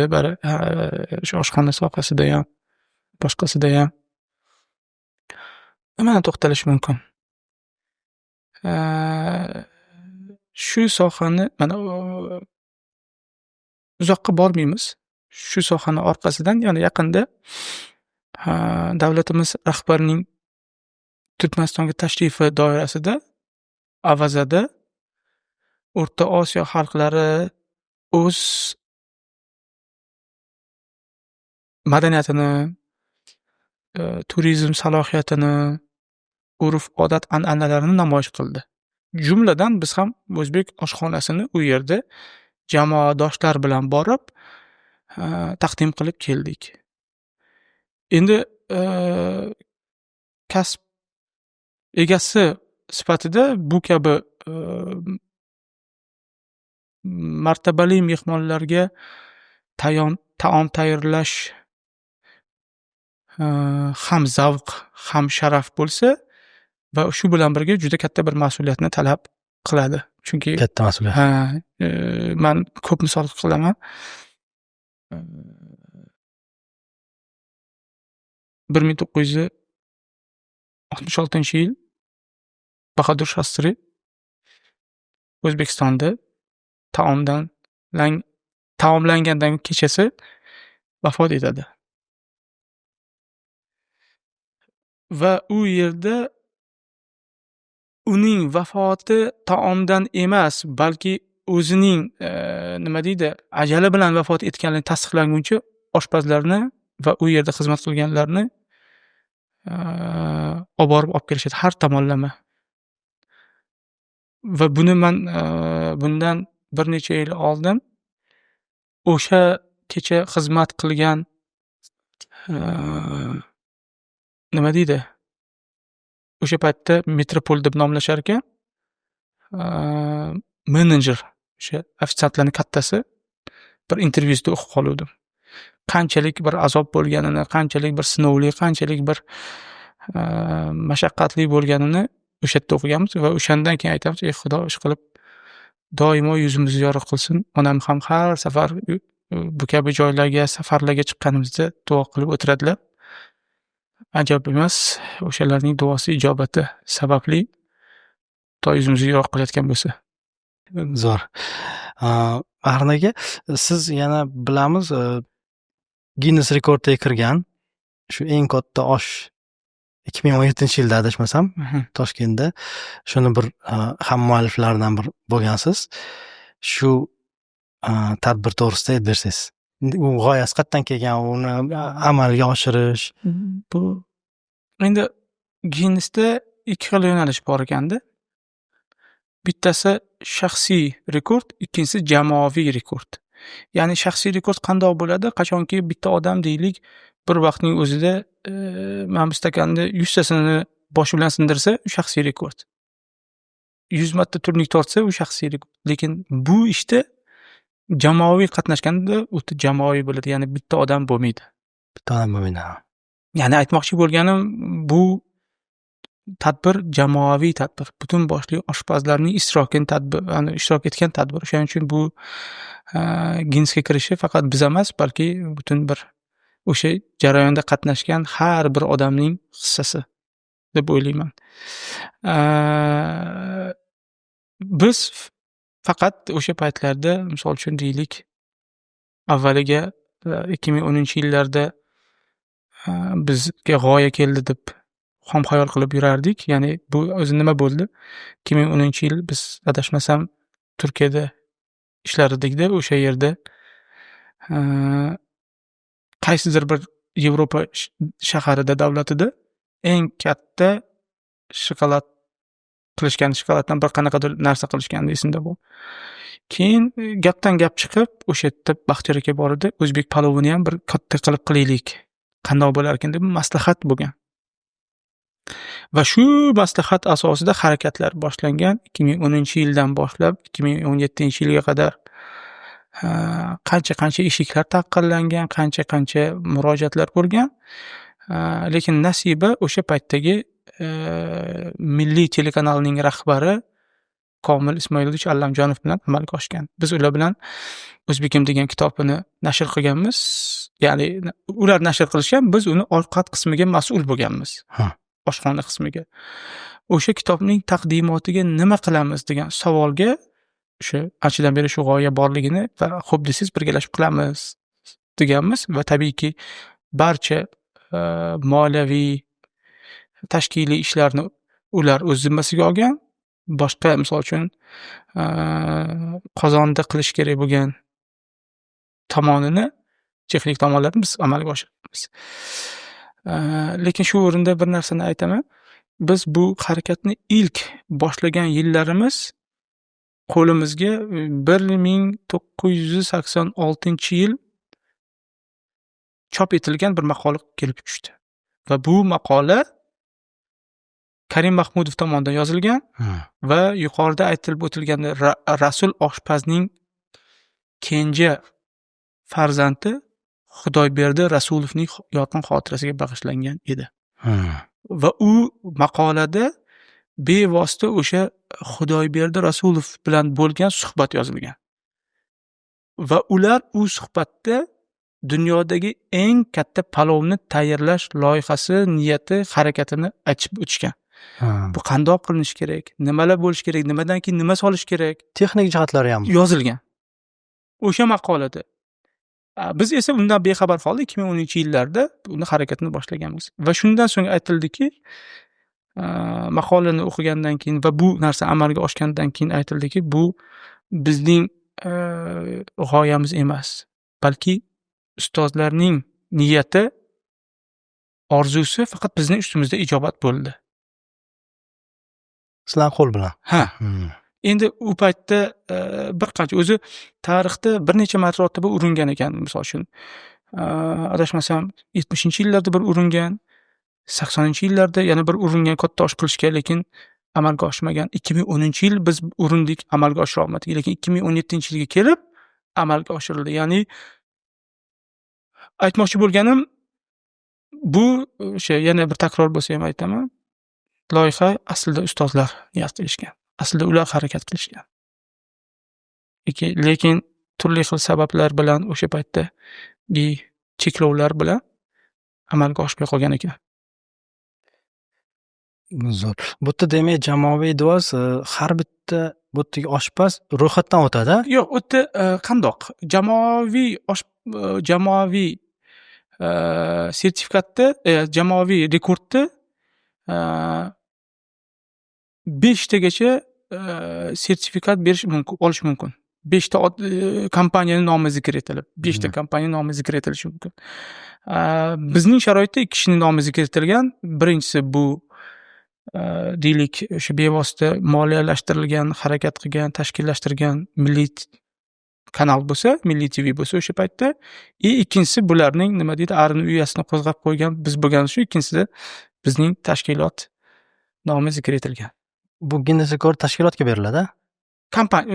Komandaga yoki kompaniyaga, shunaqa. Ya'ni shaxsga emas-da. Misol uchun u yerda Bahriddin Chustiy emas, ya'ni Chustiy guruh bor. U yerda adashmasam 2 tonnaga yaqin. Gurunch 2 tonnaga yaqin, umumiy chiqishi 7 tonna 360. Va u katta qozonda pishirilib, shuni amallab, shunday. Bu texnik jihatdan tayyorlanib, o'zgacha bir va buni xalqqa tarqatib yana. Shunday, xuddi shunday. Chunki u yesa bo'ladigan taom bo'lishi kerak. Albatta. Va bu yerda o'sha Guinness rekorddan sharti ham shu yeyilishi kerak. Ya'ni tayyorlangan mahsulotning 10% dan, ya'ni 90% taomga yeyishga yaroqli bo'lishi kerak.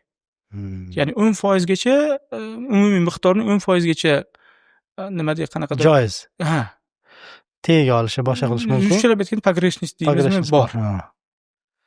Qolgan 90% yeyilishi kerak bo'lgan. Bizda Xudoga shukr 100% hammasi yeyishga yaroqli bo'lgan. Tegini ham qolmadi. Yo'q. Endi bu yerda boyaga aytganimizdek ustozlarning mehnati, tajribasi, bevosita o'sha Rasul oshpazning 3-4 avlodi Hasan aka oshpaz Hasan aka Rasulov qattiq usti turib juda ko'p anaqiga hissa qo'shgan. O'sha joyda qattiq hissa Ha. qo'shib, boshqarib, qarab. Xuddi shunday. Bu chunki oddiy ish emas. Ko'rinishidan Shunday. oddiy bo'lsa ham. Va o'shani Guinness rekordi anaqa mutaxassislar tekshirib, qabul qilib, Guinnessni tekshirishni, ya'ni rekordni qayd etishni o'sha paytda 3 xil uslubi bor edi. Birinchisi 100 tamikin, adashmasam 100 tadan oshiqroq guvohlar ostida har birini ism familiyasini qayd etib, misol uchun ma'lumot, pasport ma'lumotlarini qayd etib, foto ko'rinishida jo'natish va ular 3 oy mobaynida adashmasam sizga javob xatini yozadi. tekshirib. Foto, video material jo'natasiz, tekshirib javobini aytadi. Ikkinchisi onlayn kuzatish orqali ko'rib turib, To'g'ridan to'g'ri javobini aytadi. Va uchinchisi bevosita ularning 2 ta 3 ta ekspertiga, nechtasiga kelsa ma'lum bir haq to'lab, yo'lkarasini ta'minlab, ekspertni chaqirtirish va joyida hal qilish. Va biz 3-chi uslubni qo'llaganmiz. Shu yerga kelib bular bevosita tepasida turib, shuni tasdiqlashgan. Shunday.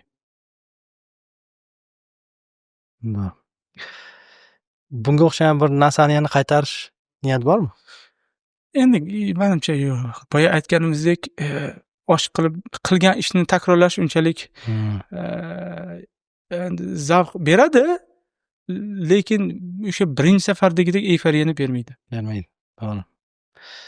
Zo'r. Mahmud aka, mana siz o'sha aytyapsiz, shu o'zbek milliy oshxonasini targ'ib qilish, bunda hozirgi kunda davlat nima qilyapti? Lekin mana eshityapmiz, prezidentimiz qo'llab-quvvatlayaptilar, turizm mutasaddilari, shu davlatda oxir paytlar qanday bir afzalliklar? Aka, hozir men bu gaplarni gapirsam, ayrimlar maddohchilik qilyapti, tilyog'lamalik qilyapti deyishi mumkin. O'shaning uchun bu masalalarda ko'pincha ommaga bu masalalarni uncha olib chiqmayman. Lekin hozir savolingizdan kelib chiqib aytaman. Ishoning, bundan 10, 15, 20 yil muqaddam oshpazlik kasbi ikkinchi darajali kasb, uyaladigan kasb bo'lsa, hozirgi kunga kelib oshpazlik kasbi uyaladigan kasb emas. Ozmi ko'pmi jamiyatda o'z o'rniga ega bo'lgan kasbga aylandi. Bu nima uchun? Shu sohaga bo'layotgan e'tibor uchun. Men ikkita sizga misol keltiraman. Birinchisi, xabaringiz bormi, yo'qmi, bilmadim, balki ko'pchilikning ham xabari bo'lmasligi mumkin. Bundan 2 yil muqaddam, adashmasam, 2 yil muqaddam O'zbekistonda ilk marotaba, balki boshqa davlatlarda ham bunaqa narsa bo'lmagandir, dunyodadir, bilmayman. 50 dan oshiq oshpazlarni Fransiyadagi, Parijdagi eng nufuzli o'qishga davlat tomonidan grant asosida o'qishga jo'natildi va ular 6 oy va 3 oy mobaynida o'qib kelishdi. O'zbek oshpazlar. O'zbek oshpazlari. Aka, bu Fransiyada o'qish Cordon Bleu maktabi asos solinganiga 125 yil bo'ldi. Va hozirgi kunda eng ilg'or, eng nufuzli maktablardan biri hisoblanadi. Oshpazlik yo'nalishida. 54 ta bola, hammasi bepul 6 oy yashab, o'qib, to'lovlarni ham davlat to'lab berdi. Vazirlar Mahkamasining qarori va Toshkent shahar hokimligining o'sha paytda Jahongir Ortiqxo'jayevning dastagi bilan bu narsa amalga oshirildi. Aka, bunaqasi, men baxtga qarshi til bilmayman, ingliz tilini bilmayman, lekin rus, turk yoki boshqa bir tillardan qidirishtirib hech qayerdan bu ma'lumot topa olmadim, davlat tomonidan hech bir davlat jo'natganini. Ya'ni MDH davlatlarining ichida, boshqa va hokat Turkiya deymiz, boshqa. Ikkinchisi, bu hali ovoza qilinmagan ma'lumotlardan. Menimcha o'sha yaqin kunlarda o'sha ovoza ham qilinsa kerak. Davlatimiz rahbarining qarori bilan Michelin eksperti, Michelin yulduzi O'zbekistonga olib kelinsin degan qaror chiqqan. Bu nima degani? Bu sohaga bo'layotgan e'tibor degani. Yaqinda mana xabaringiz bormi yo'qmi, shu kecha kunduz yuzlab xat oldim. Chet elda o'zbek restoranini ochgan odamga davlat tomonidan $25,000 bo'lgan summani va yiliga qanchadir miqdordagi yukni davlat tomonidan qoplab berilsin degan qaror chiqqan. Bu ham davlatimiz rahbari tomonidan. Bu nima degani? Bu sohaga berilayotgan e'tibor sababli degani. Bir odam qo'shimchasiga dizaynini ham mandan devordi-yu. Xuddi shunday. Men shundan ilhomlanib aytmoqchimanki, men kuni kecha bu qarorni ijrosi bilan shug'ullanayotgan mutasaddilar bilan ko'rishib maslahatlashdik. Agar pullar to'g'ri va chiroyli taqsimlansa, biz ham shu davlatimizning qilayotgan ishini qo'llab-quvvatlash uchun bepul borib xizmat qilishga tayyormiz degan bir fikrni olg'a suryapman. O'zingizdan, O'zimdan, jamoangizdan. Sababi to'g'ri taqsimlansin degan sabablarimdan 3 ta 4 tasi bor. Birinchisi milliylik. Qolaversa u pul olmoqchi bo'lgan da'vogar restoran sohasida kamida 3 yil restoran ushlagan bo'lishi kerak. Tajribasi bo'lishi kerak. Chunki yangi ochayotgan odamga shunchalik pul berib yuborish sal qiyinroq. Ikkinchisi bu yangi ochilayotgan restoran filialini ochmoqchi bo'lgan bo'lishi kerak. Ya'ni 3 yil ishlagandan keyin filial ochadi va eski restoranning savdosi oyiga hisoblaganimizda $90,000, ya'ni kuniga kamida $3,000 savdo qilish kerak. Ya'ni $3,000 dan kam savdo qilgan odamga ikkinchi restoranni ochishdan mantiq yo'q. Talablari shunday, ha? Men shunaqa takliflarni kirityapman-da endi. Va uchinchisi qo'liga to'g'ridan to'g'ri pul bermasdan, buni davlat o'rganib harakat ham qilishdi. Uchinchisi bu qo'liga pul bermasdan balki uni bir qanaqadir xarajatlarni qoplab beradi. Jihozlari, remonti, shunday. Balki mutaxassisi bir to'lovi. Xuddi shunday. Va siz o'zingiz jamoangizdan yana qo'shimcha sifatida shu xizmat qilish nima degani u? Xizmat qilish deganda, misol uchun bir restoranni ochishda, misol uchun yordam ko'maklash. Deylik, misol uchun siz fermerlik bilan yoki bo'lmasam chorvadorlik bilan shug'ullanmagansiz.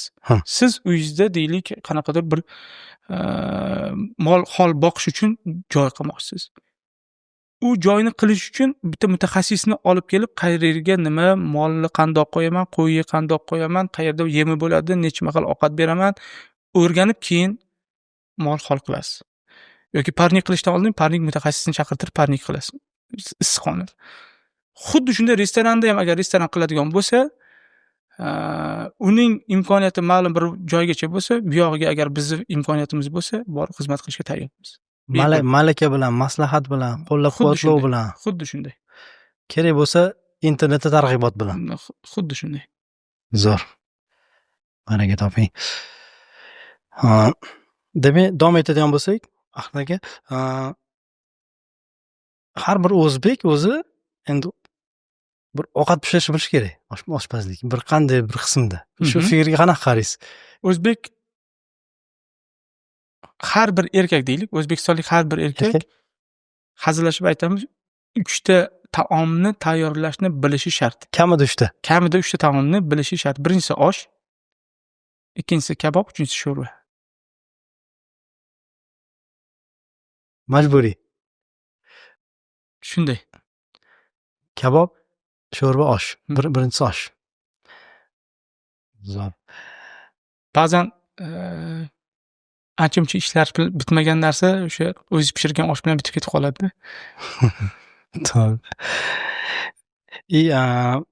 Endi qarang, yana bitta shunaqa bir savolda sizga professional. Nega o'zbek milliy taomlarini baribirga ham endi chet elda targ'ib qilsangiz, ular uchun juda zo'r e'tirof etishadi. Lekin biz borib yesak, baribirga ham bu O'zbekistondagi chiqmaydi. Boya savol so'radingiz. Fermer, dehqon, oshpaz, xo'randa buni qaysi biri muhimroq rol o'ynaydi deganingizda, fermer mahsulot deyiladi. Mahsulot. U yerga borganingizda oshpaz o'sha bo'lishi mumkin, Toshkentda ishlagan tajribali bo'lishi mumkin yoki O'zbekistondagi eng ilg'ori bo'lishi mumkin. Lekin bu yerdagi maqsad bo'lmagani uchun o'sha ta'mni ola olmayotgan bo'lishi mumkin. Zo'r. Endi boshqa savol. Mhm. Nega endi bu bir jamiyatda ham savol edi. Mhm. Nega O'zbekistonda boshqa millat taomlari shirinroq chiqadi, o'ziga misol uchun turk taomlari yoki boshqa даже rus taomlari yoki boshqa taomlar bu yerda oshpazlar mahoratli bo'lib ketdimi yo O'zi aslini olganda gapingizda jon bor. Kuni kecha bir hafta oldin, keyin adashmasam, O'zbekistonga Rossiyadagi eng mashhur oshpazlar keldi. White Rabbit komandasi. Ya'ni kuchli restoran va kuchli komanda hisoblanadi. Boshida turganlar nomdor shef, nomdor oshpaz. Lekin pastda ijrochilarning deyarli 70-80% o'zimizda qora qosh qora ko'zlar. o'zbeklar? O'zimizda o'zbeklar. Darhaqiqat biz sizning yuqorida aytganimizdek oshpazlarimiz juda ham tajribalilar, juda ko'p.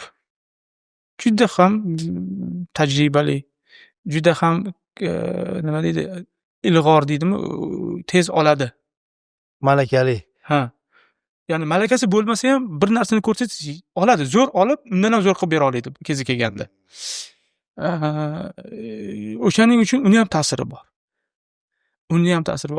Qolaversa, bu yoqqa kelgandan keyin bizni og'zimizga moslashtirishni bilishadi. Ya'ni bir yili yaxshi bir konditer bilan, yaxshi bir restoran egasi bilan, restorator bilan gaplashganimda, O'zbekistonga turkiyalik qandolatchilarni taklif qilmoqchiman, malaka oshirishga va o'rgatishga deganimda, ruschalab aytganda, vkusovoy retseptorimiz O'rta Osiyoni boshqacha. Ta'm bilish boshqacha, ta'm sezish. Ta'm sezish boshqacha. O'shaning uchun u yerdagilar bu yerga kelib san xohlagandek ta'mni bera olmaydi. Ya'ni Turkiyada qanday mazali bo'lsa, xuddi shunday qiladi, lekin u senga yoqmaydi. Masalan, Turkiyadagi baklavani hammasi juda bir o'zlari maza qilib yeyishadi, lekin bizda shirasi ko'pligi uchun hamma ham maza qilib yo'qmaydi. Bizda iste'mol boshqacha. Ya'ni iste'mollik tartibimiz, odobimiz yoki ta'm bilish hissimiz boshqacharoq. Demak, buni shu har bir jamiyatda o'zini bir ta'm bilishi, ta'mga bo'lgan talabi. Har bir millatda, har bir jamiyatda. Endi mana bu tarafdan ham bir fikrlab ko'rsak bo'ladi. Balki iste'molchilarning ta'bi balanddir o'zbek xalqini. Bo'lishi mumkin. Bahrom aka, siz bu oshpazlikda ishchi bir mutaxassis bo'lib ishlagansiz va qaysidir holatda biznesga aylantirgan odamsiz. Shunga sizga savolki, birinchi biznes boshlagan yaxshimi yo birinchi mutaxassislikdan boshlagan yaxshimi? Inson kasb yo'lini. Endi bu masalada har bir odam turlicha fikrlasa kerak. Kimdir mashina yuvishni emas, mashina yuvdirishni o'rganish kerak deyishi mumkin. Lekin ma'lum bir bosqichga qadar mashina yuvishni o'rganish kerak. Ma'lum bir bosqichga qadar. Keyin o'sha bosqichga erishgandan keyin mashina yuvdirishni o'rganish kerak. Ya'ni avvaliga osh pishirishni o'rganish kerak bo'lsa,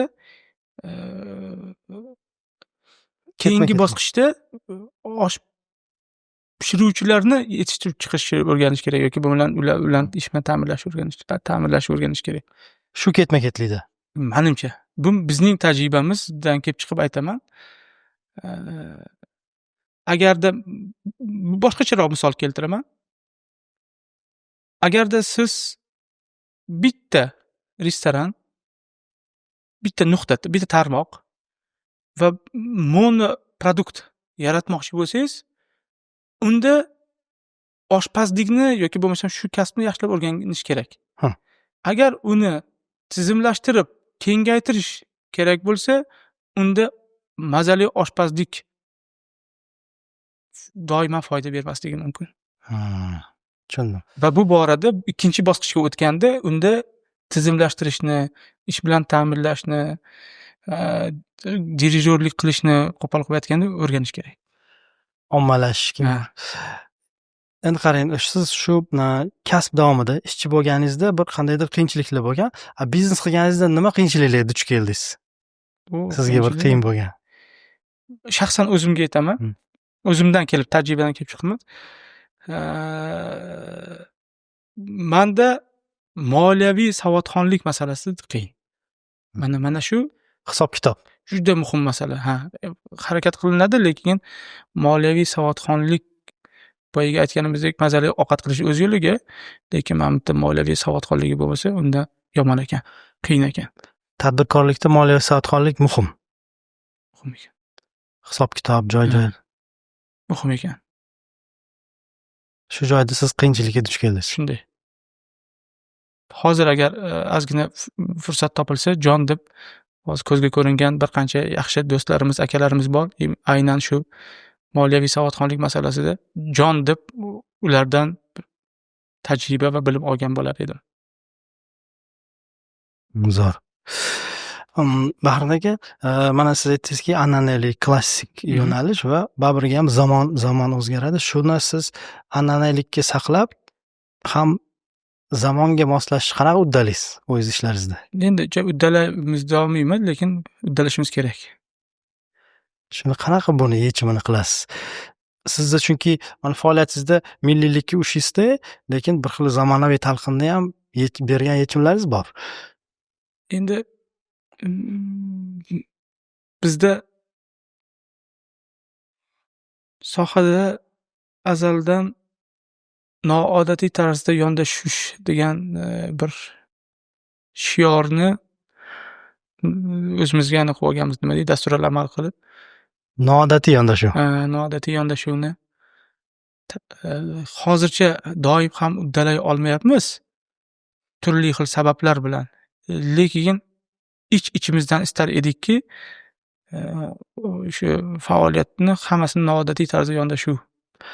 Yangilik kiritish, noodatiy yechimlar berish, Misol. bir narsadan bir narsani qo'shib ko'rish. Shunday. Bu doim ham muvaffaqiyatli bo'lmasligi mumkin, doim ham stereotiplar deydimiz, uchalab aytganda, adashmasam, standartlarni buzib o'tolmasligimiz mumkin, lekin urinib ko'rishimiz, baribir qilishimiz kerak. Va bunda bir qancha joylarda naf ko'rgansiz. Pand yeganmiz. Zo'r. Bahrin aka, mana shu hozir noldan mana shu oshpazlik yo'nalishida kasb boshlayotgan yoshlarga qanday bir maslahatlar bergan bo'lardingiz? Endi avvalo haligi boya suhbat chog'ida aytganimizdek, kasbga agar zavq bilan kelayotgan bo'lsa, o'shani ortidan biroz sabr ham kerak bo'ladi. Chunki boshida zavq bilan kelgan bir qancha ukalarimiz, shogirdlarimiz bor. Ko'zi yonar edi. Sohada ko'zi yonib turar edi. Qobiliyati ham bor edi. Qobiliyati ham, harakati ham, shijoati ham bor edi. Lekin ma'lum bir vaqt o'tgandan keyin shu ko'zlagan ko'rsatkichga erisha olmaganligi sababli tashlab boshqa kasbga o'tib ketib qolgan, boshqa ish bilan shug'ullanayotganlar juda ko'p. Va bu achinarli holat. Men chunki o'zimizni atrofimizda yurgan bir qancha bolalar bor. Havas qilardim, kelajagi bor mana shu bolalarni deb turardim. Bahsga qarshi hech qancha vaqt o'tmagandan keyin boshqa ishga o'tib ketdim. Ularga yetmagan narsa sabr bo'ldi. Menimcha shunday. Sabr endi ko'proq bu moddiyat bo'lishi ham mumkin, boshqa bo'lishi mumkin. Boshqa joyda va qolaversa biroz nima deydi, halovat bo'lishi mumkin. Oshxonada doimo halovat bo'lmasligi aniq. Lekin hozir yoshlar kasb tanlaganda darrov tez daromadga chiqadigan zamonaviy tanlash, lekin oshpazlikda ozgina sabr kerak va toqat kerak. Endi hozir zamon rivojlandi, 21-asr, texnika asri. Misol uchun oldin kimdir mashhur bo'lish uchun yillar talab qilinsa, hozirgi kunda bir necha kunlar, oylarni o'zida natijaga erishish mumkin. O'shaning uchun balki hozir osonroq bo'lar. oldinga nisbatan. Misol uchun biz hozir ayni damda 40 ga kirgan bo'lsak, nimalargadir erishgan bo'lsak, so'nggi bir 5-6 yil ichida yoki erishdikda, ya'ni bu degani bir 30-35 yillik Mehnat. mehnat yoki sabr yoki bo'lmasam deylik, faoliyatni ortidan erishildida bu narsalar. Shuning uchun endi kimgadir Xudo ertaroq berishi mumkin. Shu o'rinda bir ta'kidlab o'tishimiz kerak. Biz nimagadir erishgan bo'lsak, bu bizning aqlliligimizdan emas, balki Xudoning mehribonchiligidandir. Shuni ham unutmasligimiz kerak. Albatta. Bahrdagi yana shu yoshlarga oshpazlik kasbini tanlamoqchi bo'lgan yoshlarga bu kasb og'ir jihatlari, qiyin joyi qayerda deb ayta olasiz? Eng og'ir joyimi? Eng og'ir joy.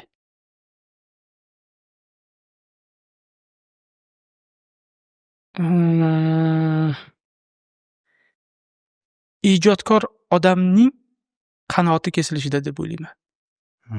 Cheklovlarga, misol uchun kimdir qaysidir oshpaz o'z ustida ishlab, yangilik yaratib yoki nimalardir qilishga urinadi, lekin tizim yoki bo'lmasam deylik boshqa bir ish beruvchilar uni bir ramkaga solishga harakat qiladi. Eng og'iri ana o'shanda deb o'ylayman. Erkinlik berish.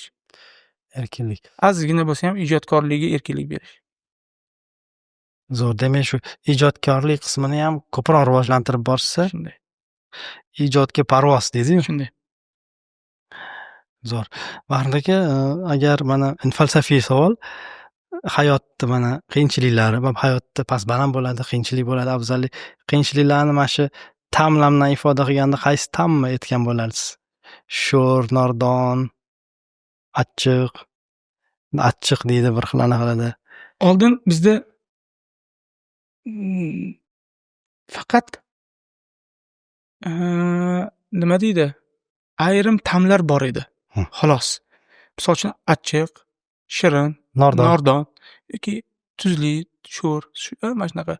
Hozirgi kunda kulinariya rivojlanib, gastronomiya rivojlangandan keyin turli xil boshqacha bizga aniq bo'lmagan va qiziq tuyulgan ta'mlar kirib kelishni boshladi.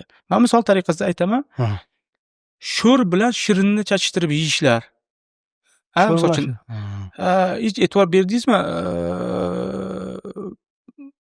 Misol uchun asal bilan sho'r pishloqni yeyishi o'zgacha bir yangi ta'm kashf etishni boshlayapmiz. Yangi madaniyat yoki bo'lmasam hozir restoranlarda moda bo'ldi kislo-sladkiy degan narsa. Ham shirin, ham chuchuk. Misol uchun ham shirin, ham achchiq va shunaqa narsalar. Shundan kelib chiqib aytamanki, hayot bu hozirgi kunda ba'zan shirin, ba'zan achchiq, ba'zan nordon bir shunaqa yangi ta'm bo'lsa kerak deb. Achchiq ham deya olmayman, shirin ham deya olmayman. O'ziga yarasha hammasi. Va buni shu kulinariyaga qarab o'sha tendensiyasida hayotda ham ta'mlar yana ham chuqurlashib, shunday. Har xil turli tuman bo'lib ketyapti. Zo'r.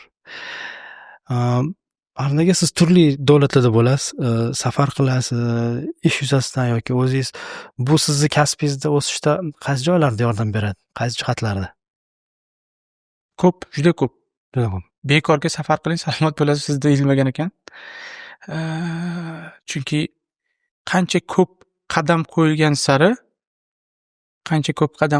sari shuncha fikrlash o'zgarib borilaverar ekanda. Shunday. Va o'tdagi shu yangi tajribalarni ko'rib yana ham o'sasiz. Xuddi shunday. Va bu sizni kasbingizda ham yuqori ahamiyat kasb etadi. Zo'r. Bahridaga bizning savollar nihoyasiga yetib qoldi. Men sizga bermagan, o'zingiz bir istagan qanday ma'lumotlar bor yoki yoshlarga bir qanaqa bir fikrlaringiz bor? Bevosita yoshlar haqida boya aytib o'tdik. Shijoat bilan, malollanmasdan zavq bilan olayotgan kasbingizda mevasini yeyishda biroz shoshilmasa bo'ldi. Zo'r. Oshpazlik kasbiga taklif qilasizmi yoshlarni? Qilaman, taklif qilamiz. Faqat yoshlarni oshpazlik kasbiga taklif qilaman. Lekin bir narsani yosh oshpazlarga tayinlab, ta'kidlab aytmoqchimanki, hozirgi kunda ijtimoiy tarmoq rivojlanib, deyarli hammalari shu ijtimoiy tarmoqda obunachi yig'ishni, ruschalab aytganda prosmotr yig'ishni nima deydi, o'shani payiga tushishgan. Qanday? Bu narsalarga berilmasdan aniq bir g'oya ostida birlashish kerakligini ta'kidlamoqchiman. Sababini aytaman. Ba'zan mendan xafa bo'lishadi. Ba'zan bizning nima deydi, kasbdoshlarimiz tanqid ham qilishadi, ba'zan salbiy munosabat ham bildirishadi. Lekin mening shaxsiy fikrim yaxshi puldor restoran egasi, deylik Fransiya yoki bo'lmasam italyan restoranini ochgan restoran egasi marketing o'laroq o'zbekni, dunyo miqyosida aytyapman, o'zbekni hech qachon bosh oshpaz qilib qo'ymaydi. Biz o'zbekistonlikmiz va o'zbek taomlaridan nima deydi, turkchalab aytganda so'rimliyiz deydi-ku. O'zbek oshxonasidan bizni talab qiladi. Misol uchun men pasta pishirishni, pitsa pishirishni yoki kurasan pishirishni bilmasam ayb emas, lekin boya aytganimizdek osh, somsa, kabob, sho'rva pishirishni bilmasam aybdir hisoblanadi oshpaz o'laroq. Va misol tariqasida aytamiz, biz bir vaqtning o'zida boshlagan bir qancha do'stlarimiz, kasbdoshlarimiz bor. Bir vaqtda oshpazlik faoliyatini boshlaganmiz. Birga qadam qo'ygansiz. Faqat ular deylik Yevropa taomlari bo'yicha mutaxassis bo'lgan bo'lsa, biz o'zbek taomlari bo'yicha mutaxassis bo'ldik. Milliy yo'nalishda, Endi yillar o'tib u odam, misol uchun deylik, o'sha italyan oshxonasida nari borsa, oshpazlar tilida sushef darajasiga va muayyan bir oylikkacha dalolat qila oladi. Agar bu o'zbek oshxonasi bo'yicha yurganida edi, kamida 5 ta 6 ta restoranga brend shef bo'lib, mana bundan 5-10 barobar ko'p daromad qilar edi. Zo'r. Bu birinchi o'zi uchun manfaatli bo'lgan maslahat. Ya'ni o'zi uchun bu, misol uchun ertaga shu soha bo'yicha zo'r bo'lsa, o'zbek taomlari bo'yicha birinchi bo'lib zo'r daromad qilishni boshlaydi. Ikkinchisi, boya aytib o'tganimizdek, o'zbek oshxonasini boya g'oya ostida birlashish kerak degandim shu. O'zbek oshxonasini rivojlantirish targ'iboti yoki bo'lmasam uni bir yangi dunyo miqyosiga olib chiqish degan g'oya bo'lishi kerak. To'g'ri, bu narsa hozir meva bermasligi mumkin. To'g'ri, bu hozirgina qanaqadir natija bermasligi mumkin. Tez natija. Lekin aminman, bundan 5 yil, 10 yil, 20 yildan keyin balki biz bo'lmasmiz. Bu narsalar o'z mevasini berar. Zo'r. Demak, siz taklif etasiz oshpazlik yo'nalishiga va shu milliy yo'nalishga. Birinchi tavsiyasi shu. Kesinlikla deydi-ku, xuddi shunday. Chunki bir xil oshpazlar sushi qilishni o'rganyapti yoki boshqa taomlarni, Xitoy taomlarini o'rganyapti. Bunaqasiga misol keltiray. Agar O'zbekistonda bo'lib turib eng zo'r deylik pizzachi bo'lsa, u pizzasi bilan O'zbekistonni zabt etishi mumkin. Agar u zo'r osh pishirishni boshlasa, dunyoni zabt etishi mumkin. Tushunarli. Zo'r.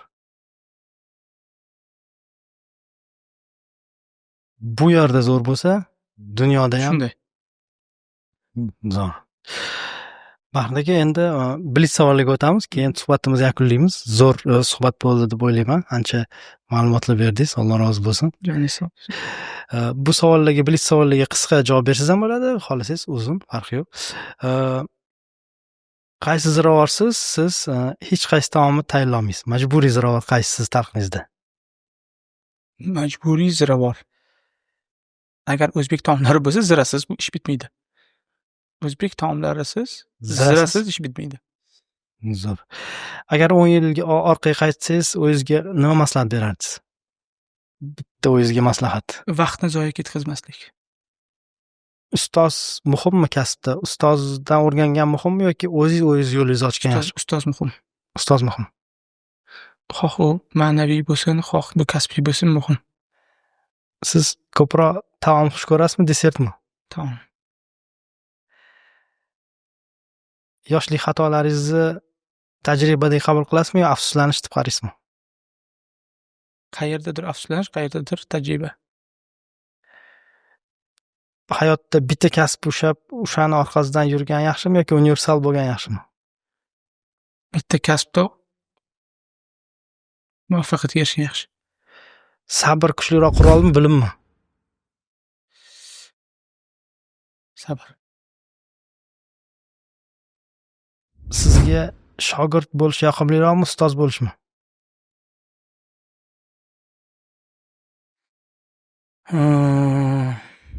Endi shogird bo'lish o'ylab ko'rmagan ekanman. Lekin hozir endi holatlarni o'qisak, doimo nimadir o'rganishga harakat qilib yuraman lekin. Shogird maqomi sizga qulayroq-a? Ha. Misol uchun kimgadir nimanidir doimo ta'kidlashni uddalay olmayman. Ya'ni o'qitish bir narsaga bizga ko'ra bo'lmasa kerak. Lekin nimadir ko'rib o'rganishga qobiliyatingiz bor. Ha. Bir so'z bilan aytganda kasb siz uchun nima? Kasb men uchun Daromad manbaimi, oila bola chaqash manbai yoki san'at yoki bir erkinligingizni namoyon qilishmi yoki xursandchilikmi? Endi kasb siz uchun nima? Kasbingiz hayotda. kasb avvaliga daromad manbai bo'lsa, keyingisida o'sha qanday ijod namunasi deylik. Zo'r. Sizni kasbingizda mana shu darajaga yetishga, yuksalishingizga nima hislatingiz? Endi hislatni bilmayman, endi o'zim haqida bir narsa deya olmayman, lekin boya aytib o'tganimizdek, Xudoning mehribonchiligi. Zo'r. Bahriddinga rahmat. Rozi Sizga bo'lasiz, rahmat. ilmingizga ilm qo'shilsin. Muvaffaqiyat tilaymiz yo'nalishingizda va sizni missiyangiz juda ilhomlantiruvchi missiya va o'zbek xalqini, millatini yuksaltiradigan missiya. Bu missiyangiz bu hayotda bor ekansizki, bundan charchamang va bundan keyin ham siz avlodlaringiz va kasbdoshlaringiz buni davom ettirishda bardavom bo'lishsin. Rahmat. Rahmat sizga. Salomat bo'ling. Podkastimiz sizga foydali bo'ldimi? U holda kanalimizga obuna bo'ling. Ma'lumotlar barchaga yetib borishi uchun ulashing. Jamiyat islohiga xizmat qiladigan kontent ko'payishiga birgalikda hissa qo'shaylik.